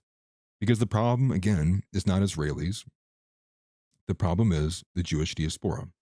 The problem is the Jewish fifth column in this country. There's no other way to say it. And so saying Israelis does exactly what Nick has been proposing and what I've been trying to outline in some of these videos, which is it starts placing the blame not on Jews or this idea of Judaism or this kind of nature or association to Israel because of the Jewish ethnicity or faith. It is they and what it is very specifically, and again in this element, forgive me, I lost my train of thought. I completely lost my train of thought. Where was I going with that? Welcome to my world. I just lost. The I'm getting Jewish old. diaspora, Tucker Carlson, they're part of the I remember network. now. Yeah. So it's they're going, it's not the Jewish diaspora, and they downcry or outcry towards anybody who tries pushing that, with like similar to Nick Fuentes. What they do instead, though, is what they're going to do is apply pressure to Israel, which applies pressure to Netanyahu, which, if you look at this from a game planning idea, which is if you can put pressure on Netanyahu, and perhaps around the time of the election of, again, Netanyahu is up for election soon, you can either by chance get him out of power or put Netanyahu in a position where he can't just continually, like if it's a close election or it's like, you know, he's got to appease the parties, he might have to pull back on his military prowess, which what does that do? If Israel's reined in for the time being, that opens a clear path for no more war, no more foreign war to happen with Iran for a long period of time. And that allows JD Vance to come back into the fold with momentum and move away from the Trump administration. But if the Iran war is ongoing, it's continuing, JD Vance has a much harder time to walk away or separate himself from it without coming out and full blown going, Trump is wrong on this. Trump is doing bad. And the reason why he doesn't want to do that, again, goes back to he wants the 55%. He wants as much of the MAGA coalition as he can retain going into 28 and also get as many of these idiots in the containment right audience as he can too, the best of both worlds, because he doesn't care about values or principle or ideology. He cares about being president because he wants power. Now, for what reasons beyond, what is this PayPal mafia, this little tech valley? What is this? That I think that we're going to see that as it plays out. I think you look at Peter Thiel, you already have some kind of ideas. He's obviously with Palantir, this kind of surveillance software network, this Orwellian kind of society. But to what other like major end goals do they have? I think that's yet to be kind of seen. But I think the idea is clear that it's not for Americans' best interest. It is for the benefit of people involved in the PayPal mafia, David Sachs, Elon Musk, Peter Thiel, and the list goes on and on and on. And not to rant too much, but Josh. No, dude, you're 100% right. And actually, something you said that I want to hone in on quickly, me and Zeb kind of referenced and talked about it last night, is the whole thing with Benjamin Netanyahu's upcoming election. Is, you know, we talked about my boss, Ken. We've talked about him tonight even. And so he is, you know, he's never, ever going to get to like the JQ as in it's the Jews. But he's coming around on, maybe Israel has more influence than I gave him credit for. Maybe there's something up with this Benjamin Netanyahu guy. Well, guess what? As soon as Benjamin Netanyahu gets booted out and you see this sort of pullback, that is the pressure release valve. And a perfect analogy to this is election fraud in the 2024 and 2020 election. Yeah. Americans, people on our side were like, they stole that election. Well, guess what? They let Trump win, and that is then they go, oh, maybe I was wrong. Maybe it is too big to rig. Maybe there is legitimacy in the system because A, they can't allow themselves to get all the way there because it's uncomfortable. Because the reality of that situation would disrupt the ebb and flow of their lives and just their political analysis in general.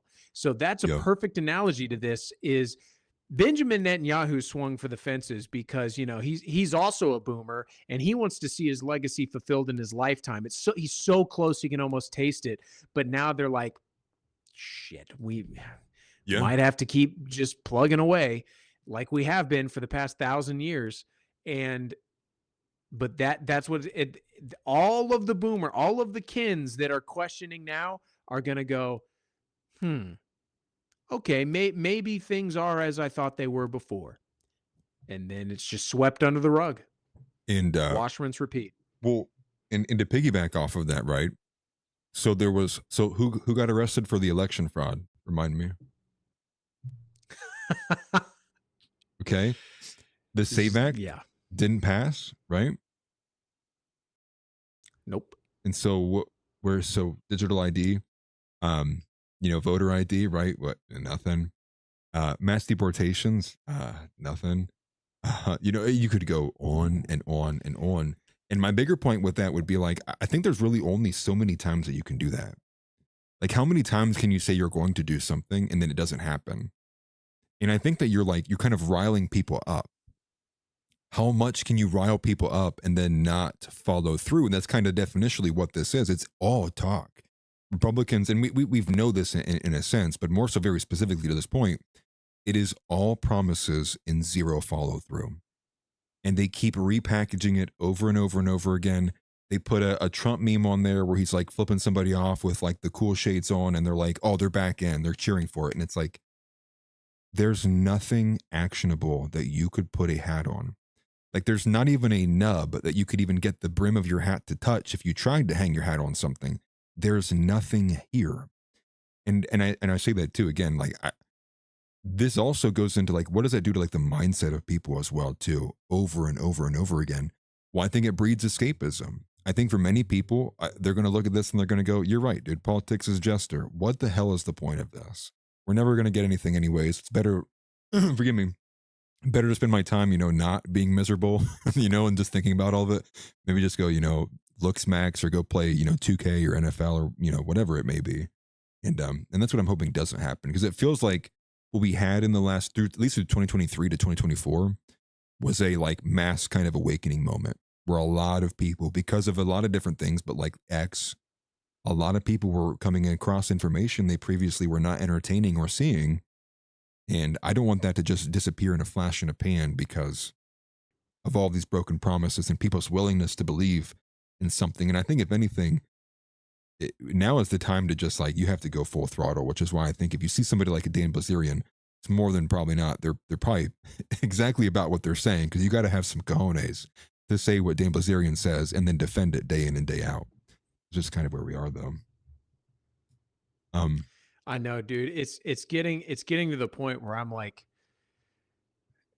is Christ coming back soon? Like, I don't see a good way out of this, dude. Yeah. Other than literally like divine intervention and like this idea of like a revolution, an armed revolution, it's impossible. It's not going to happen, against America as it is. I completely agree with that. And not in the sense of like want people to blackpill about it, like there's nothing you can do, but it is just like in the pragmatic sense of trying to go, okay, so A, then B, so B, then C, and it's like, well, what's the next step? And then you get to a certain point where you're like, this doesn't even make any sense. You couldn't get the mass coordination that you would need. You'd be in jail before you before you get halfway to what you're trying to do. And of course, they're going to be doing these things, right? If they wouldn't even let Waco Ridge, Lord forgive me, they wouldn't let Waco or Ruby Ridge go along. I mean, like, what chance do you have? These are like decades old events now. Mm-hmm. Like we're well beyond that at this point. And I think some of that goes into this idea of Palantir too, and the surveillance system. But go ahead. That's one of the things. There's one of the themes that, of course, is in Scripture, but it's much more predominant in Lord of the Rings, which is that good will always prevail, but like God, for example, is more powerful than the devil, obviously. But he almost doesn't even have to lift a finger to beat him because evil is self-defeating. And it's one of those things that, like, honestly, and it's like you said, we don't say it to black pill. To me, it's almost encouraging, because if you think about it, it's like the closer we get to the Jews running the entire world, think about this. There's one thing, and we've talked about this before. The one thing that the Jews didn't plan for in their ambitions for world domination is the fact that it is the Jews that'll be running the world. Right. And like it can't, like there's no way they can run it all from the shadows. They're already getting exposed today. And the thing is like once you get to that point, it's because it is 2%, like point something percent of the world population controlling the whole world. It can't be done. Right. It cannot be done. Right.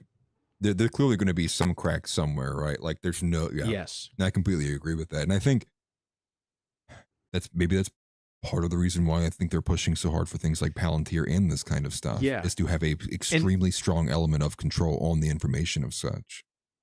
And I think because we almost think of it as like the devil and his minions, the Jews, will get like so powerful that the end of days is God has to step in to stop them.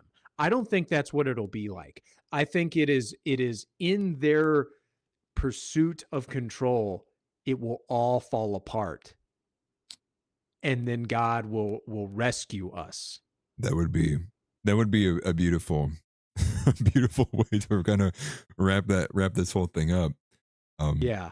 You know, and the crazy thing is too, like, you know, and I know Nick slammed Doug Wilson earlier this week as well, and I put that clip in there too, and I think people probably just felt it was an attack on Protestantism, but this is kind of the uncomfortable ground I've been on too, which is like, dude, we have people like Mike Huckabee and evangelicals who are pushing for Noahide laws now too. It's like this has got to end immediately. And another thing I wanted to point out too, which was like I was looking at all this kind of talk about Lindsey Graham as well, this Trump endorsement. But on the list of people who were pushing for mass amnesty, like the moment that mass deportations was starting to falter, it was kind of like led by a group of, it was Mike Lawler. And what else is Mike Lawler sponsor? Well, HR 1690. What is HR 1690? What outlaws the Bible because of anti-Semitism? You can't have anything that says that the Jews killed Christ because that would be an anti-Semitism. And so this is what's being pushed for. And again, I will add, Trump endorsed Mike Lawler. And somebody put up a little picture of like the 27 Republicans who were pushing for mass amnesty and that the days after mass deportations began to falter, almost every single one besides 3 of them were all endorsed by Trump. So this was, the problem was baked into Trump before he won the election. Like this was basically just waiting for it to happen, which is again, I think, part of the reason why Nick had a generational run. Tim Dillon even gave him credit for that earlier this week, was literally the only person in the space period who was saying this a long time ago. And I think some people would say, you know, Fed, whatever. I think that's just somebody who's keyed into a lot more of the subtleties, paying attention to the personal relationships, the friendships, and also a combination of following the money too. But I say all that to say too, there's a very uncomfortable feeling that I have that's been building towards Protestantism in general. And I know people aren't going to like to hear that. But I think the first thing that you do if you want to fix a problem is you have to acknowledge it. And we have to acknowledge that it is been sects of Protestantism, denominations inside of Protestantism, that have allowed for this festering rot of heresy to build and then overtake, and seemingly is the most dominant Christian voice in the nation. I don't say that again to, you know, make people to feel bad about it, but it is something that needs to be explored. And, you know, in more ways than one, and probably by smarter and better men than me. But it is to say that the rampant exegesis and the rampant just lying of scripture has got to stop. And I don't know how that happens. And that's a situation for another day. But just to make that point, because I think that also is in line with a lot of this too. It's not just that Israel has like this, you know, they're pulling levers at the top. People want to say that. It's also the grassroots effort from people who are getting, I mean, for lack of better words, who are being lied to, who are being misled. And then they ultimately are cheering it on. They're the ground support for it. It would be much harder for, you know, the Israel's our greatest ally thing to stick if you didn't have an army of Ted Cruz's saying it every single day. That's also what builds it into the minds. And also for people who are Christians but maybe don't believe that wholeheartedly, well, they see all these Christians saying that, where they go, well, it must be true. And that's where we kind of are, is like this idea of consensus is somehow fact. It's a very feminine way of thinking. So you need strong team men and a bunch of autistic people to see through it. But to move on to, again, I think maybe a bit more of the funny and kind of substantial clip of the week was Trump doing the meme. And that was his Truth Social post where he absolutely laid in to Alex Tucker, Candace, and Megyn Kelly, I do believe. So we have 2 clips. We're playing black to black. Apparently, I can't speak today. We'll play them back to back. The first one's him. Slip. Yeah, right. That's funny. Yeah, because Candace is black. You get it. The first one is just going to be kind of objectively talking about it. And the second one is a bit funny because he kind of has a funnier take on it. He's kind of laughing at the post in and of itself. So here's the first clip, just so you have an idea of what we are addressing here.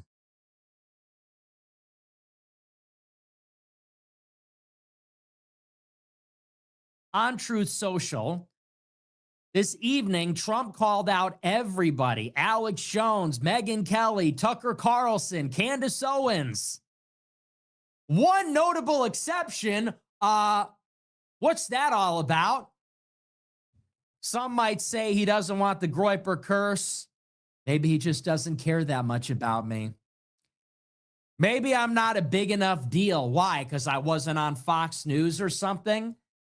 But today, Trump took the gloves off and he lit into all of the major Israel critical anti-war pundits attacking, quote, bankrupt Alex Jones, crazy Candace Owens, Tucker, and Megyn Kelly. He lit into all of them in literally a 500-word post on Truth Social, attacking all of them, excoriating them.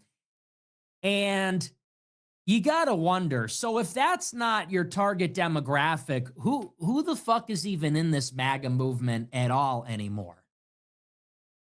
Because everything on Truth Social it's against the Democrats, it's against James Comey, it's against Mueller, who died, and that actor who died, and it's against the Wall Street Journal, and it's against people on Fox, and now it's against the 4 biggest conservative podcasters in America. What's the market share? What is the market share of Tucker plus Candace plus Megyn Kelly plus Alex Jones? I think that's probably like 70% or more of the conservative podcasting audience, or you could even say media audience. What did he say last year? If you want the Epstein files, you're not MAGA. Marjorie Taylor Greene was thrown under the bus. Thomas Massey thrown under the bus. Okay, so who's even left then? If it's not the left, and it's not the middle, and it's not Tucker, Candace, Alex Jones, Megyn Kelly, Marjorie Greene, Thomas Massey, who does that leave? It's the Villages, it's Mark Levin, Randy Fine, Lindsey Graham. I think those are the only people that are still MAGA. Joe Rogan's out. All In Podcast is out. Joe Kent is out. Who's left? Theo Vaughn is out. You know, all the Austin, Texas comedians are out. Who's left? Who do you got left? Barry Weiss? It's crazy. So I just wanted to play that first portion of that clip there. For one, I found it funny that he was a little upset that he wasn't mentioned still. And I also thought it was funny that people said, listen, Trump still hasn't disavowed Nick. You know, there's, I saw Chad Champion post, and I thought that was funny. But that is kind of the question, right? Like, who is MAGA? And I think if you look at it, it's all the people who were voting for Ted Cruz and at the last minute, reluctantly, holding their noses at the 11th hour, voting for Donald Trump, which is people like Mark Levin. This is Josh Hammer. This is Ben Shapiro. These are all the people who were in Ron DeSantis's camp because they figured he was going to be the better water carrier for Israel. And it turns out Trump was willing to glaze whatever he had to. But Josh, your thoughts before you go to the next one. I mean, I think he nailed it, dude. It is literally the walking corpses, the artificially alive boomers that are, they're among us. And artificially alive. It's funny because it's like we've talked about this before, how Trump's feed is clearly catered. Like, this level of out of touchness is like, should be studied. And it's genuinely like at the point where, when we would say that before, it's like, okay, well, clearly they're padding and not seeing all the bad, letting him see all the bad stuff people are saying. At this point, it is like, are you in like universe 616? Like what planet is this dude on? Right. Well, it's got to be at the point where he literally is in a bunker somewhere with only Mark Levin. Like, I wouldn't be surprised if Mark Levin and Lindsey Graham are in a room with him and they're like, we have to stay in here because we've been nuked and we're the only people left alive. Yeah, You know? right. Well, here's the other thing I don't think we've mentioned it, but we did talk about in the green room, but it's such a growing idea. I don't know if anybody has like some, you know, concrete proof of it, but I think if you just look at the rhetoric and the differences between some of these true social posts, it is very clear to a lot of people that Mark Levin, if he didn't write it, he sent it to Trump and Trump pushed post. Like it's like all the rhetoric, all of the little like, you know, the names for all of the people are all things like Mark Levin is saying. And then if you look at the one about like the Lindsey Graham post, it looks like Chris Lasavitas are writing it.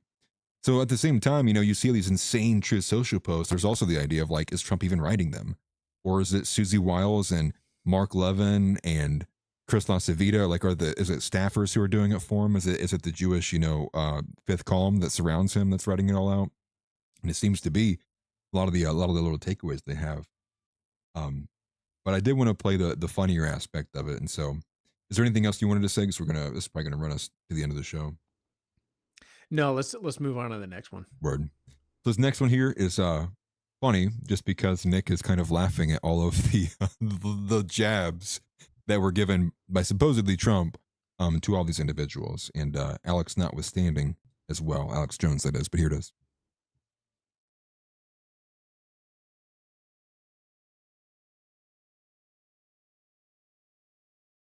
Jumps on True Social and he just tears Alex Jones, Megyn Kelly, Candace Owens, Tucker, and Marjorie Greene a fucking new asshole in this 500-word devastating truth nuke, orbital strike, rods of God bomb of a post.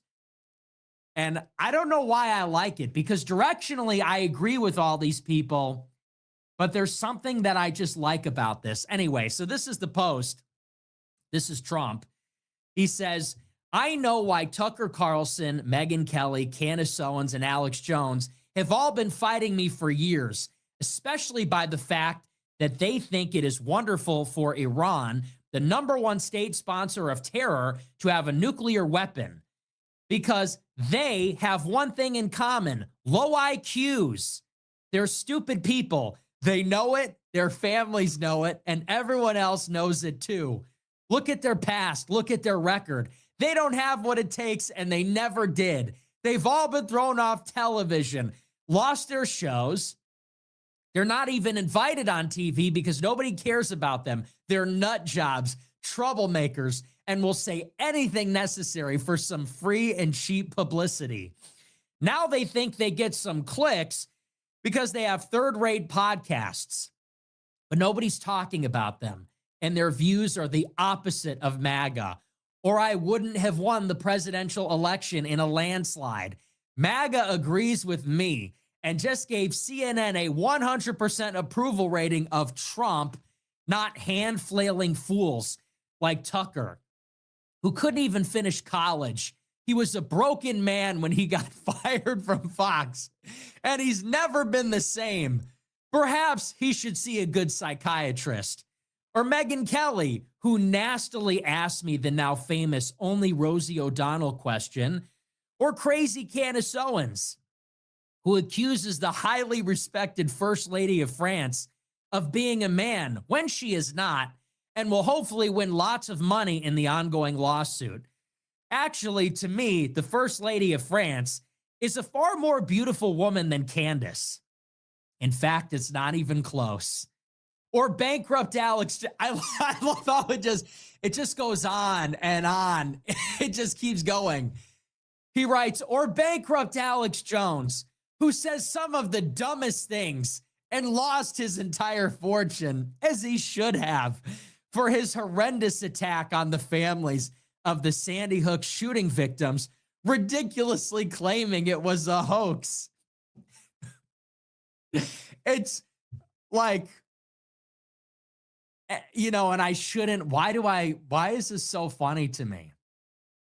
Because you know me, I love Alex, and I love, he's really the only one I like, I guess, but there's something so funny that this is the president of the United States just lighting these niggas up, just lighting them up on True Social.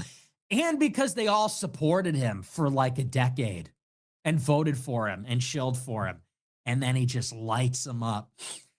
He writes, or bankrupt Alex Jones, who says some of the dumbest things, lost his entire fortune, as he should have, for his horrendous attack on the families of the Sandy Hook shooting victims, ridiculously claiming it was a hoax. These so-called pundits are losers, and they always will be. Now, fake news CNN, the failing New York Times, and all of the other radical left news organizations are hailing them and giving them positive press for the first time in their lives. They are not MAGA. They are losers just trying to latch on to MAGA.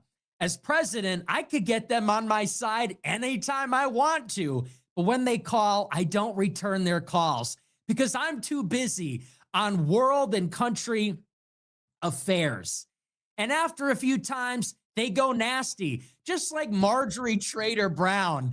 But I no longer care about that stuff. I only care about doing right for our country. MAGA is about winning and strength and not allowing Iran to have nuclear weapons. MAGA is about making America great again, and these people have no idea how to do that. But I do, because the U.S. is the hottest country in the world. And that is the 500-word message, the literally 500-word Truth Social post from our fearless president of the United States, Donald Trump.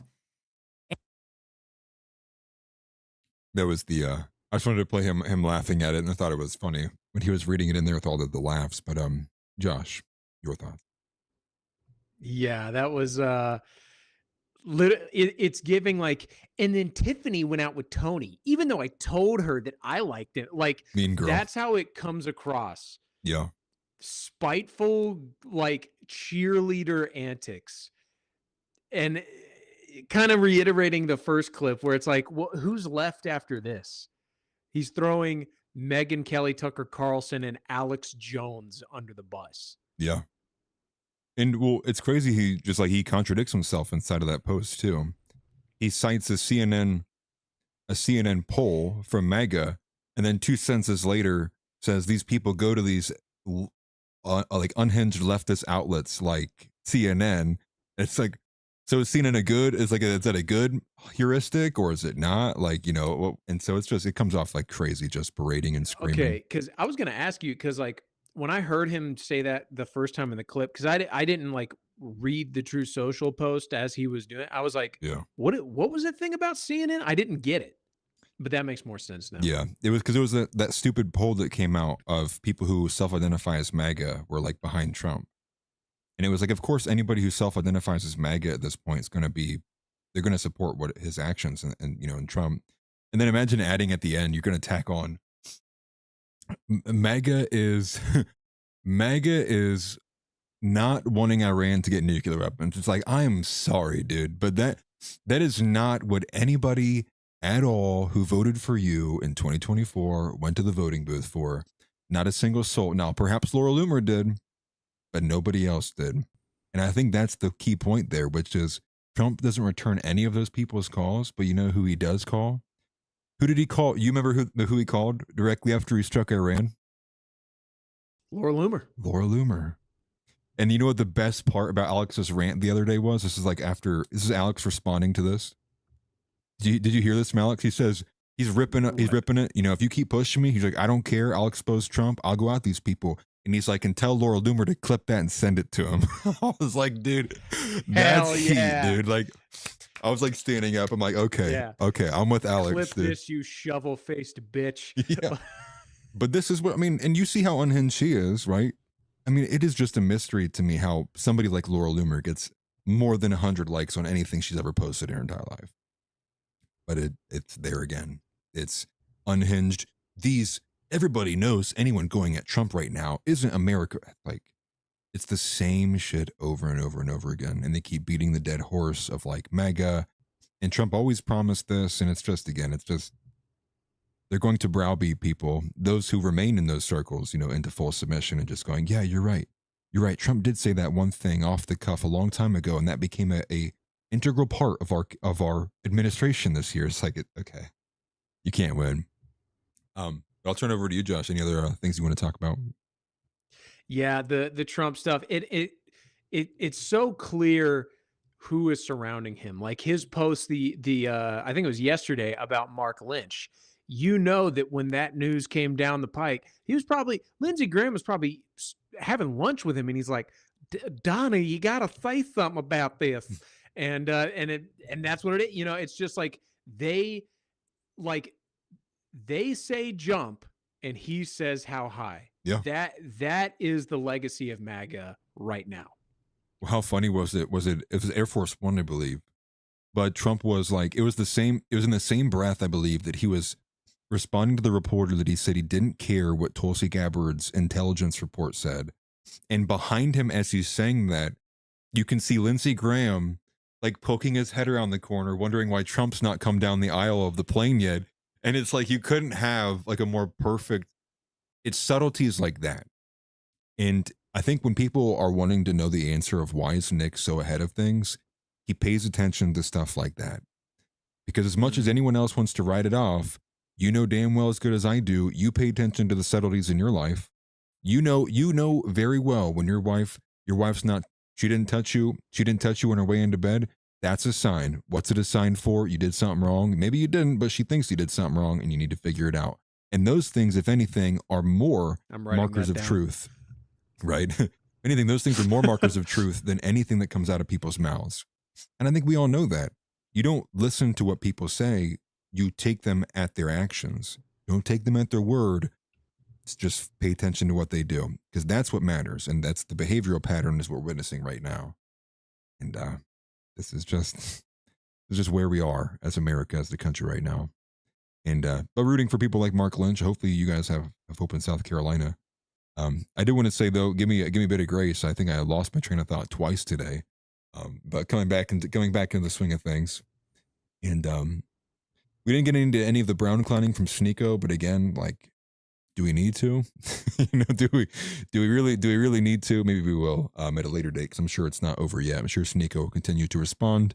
Sure, if anything, Nick will address it in a much more aggressive way next week if it's continuing. I would expect that. It seems like it's been ramping up day after day, and I think we might get a kind of a meteoric response from Nick. But Josh, is there anything else you wanted to talk about? Any other topic we missed? No, I think the brown clown stuff, I mean, like you said, it kind of, we all get it at this point. But honestly, yeah. I'm excited to see where this thing goes, dude. I'm honestly, it's so black pilled that I'm white pilled. You know what I mean? That's funny. That's where I am right now. Yeah. It's the only like, way it's is up. so, yes, it's getting so bad. Like, let's go, dude. Yeah. What's next? Keep the punches coming. Yeah. Oh, and I love you, smelly balls. That's my final word on the matter. Yeah, man. No, we love you guys. And I said this at the beginning of the show too, but again, a special thanks to all of you guys in the community, who reached out to me or, responded to, in the Discord. I appreciate it greatly. And, I'm still dealing with some stuff behind the scenes. So still up in the air for me, how much I will be visible. I still try to do as much as I possibly can. But again, family comes first. There's a lot of things I got to just take care of. And as fortunate as they may be.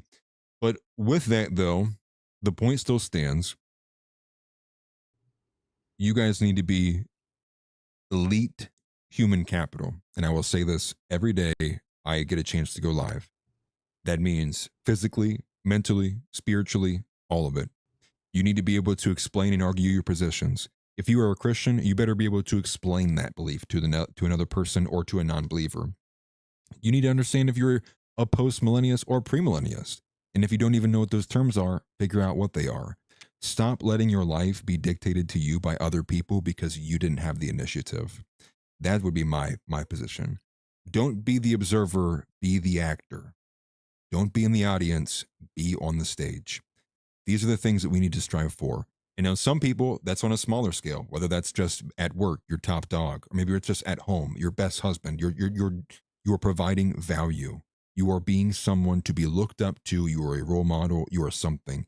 And despite how black everything may be, we each still all have our own individual responsibilities, and those can't be left and discarded or, you know, disregarded because something 20 years from now may be screwed. I think there's a lot of things that we all need to be paying attention to. It's not going to be easy by any means at all. We have a lot on our plate, and we talked about it with the boomers and just the direction, the generation, what we have to look forward to, what we're dealing with, what's in our hands right now. And just because it's heavy doesn't mean we need to put it down.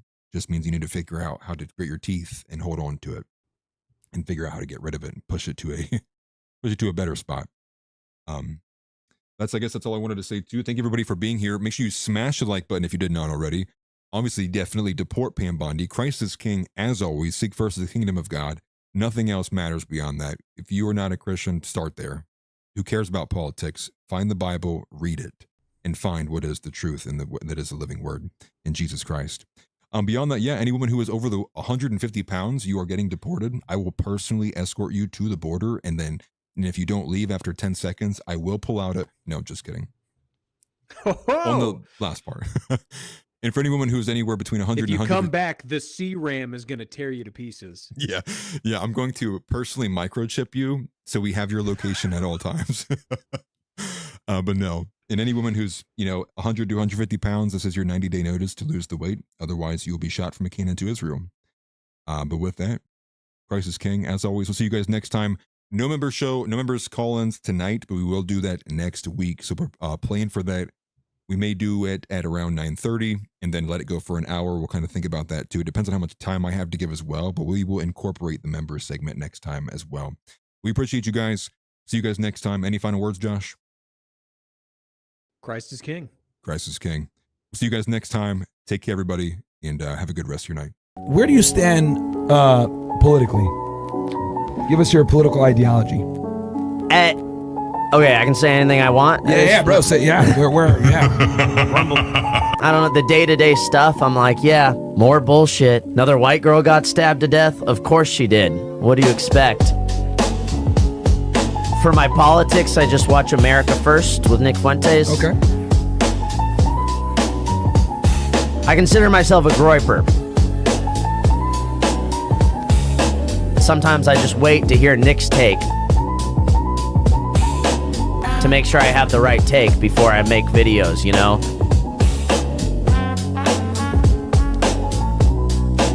So, yeah, I just go with what Nick says. I just defer all my political opinions to Nick Fuentes at this point. I'm America First. I wish that we had white Christian men running the country. It's unbelievable to me that we have a government that has a policy other than America First. How does that make any sense? We pay taxes, like, use our taxes to benefit the country that we live in.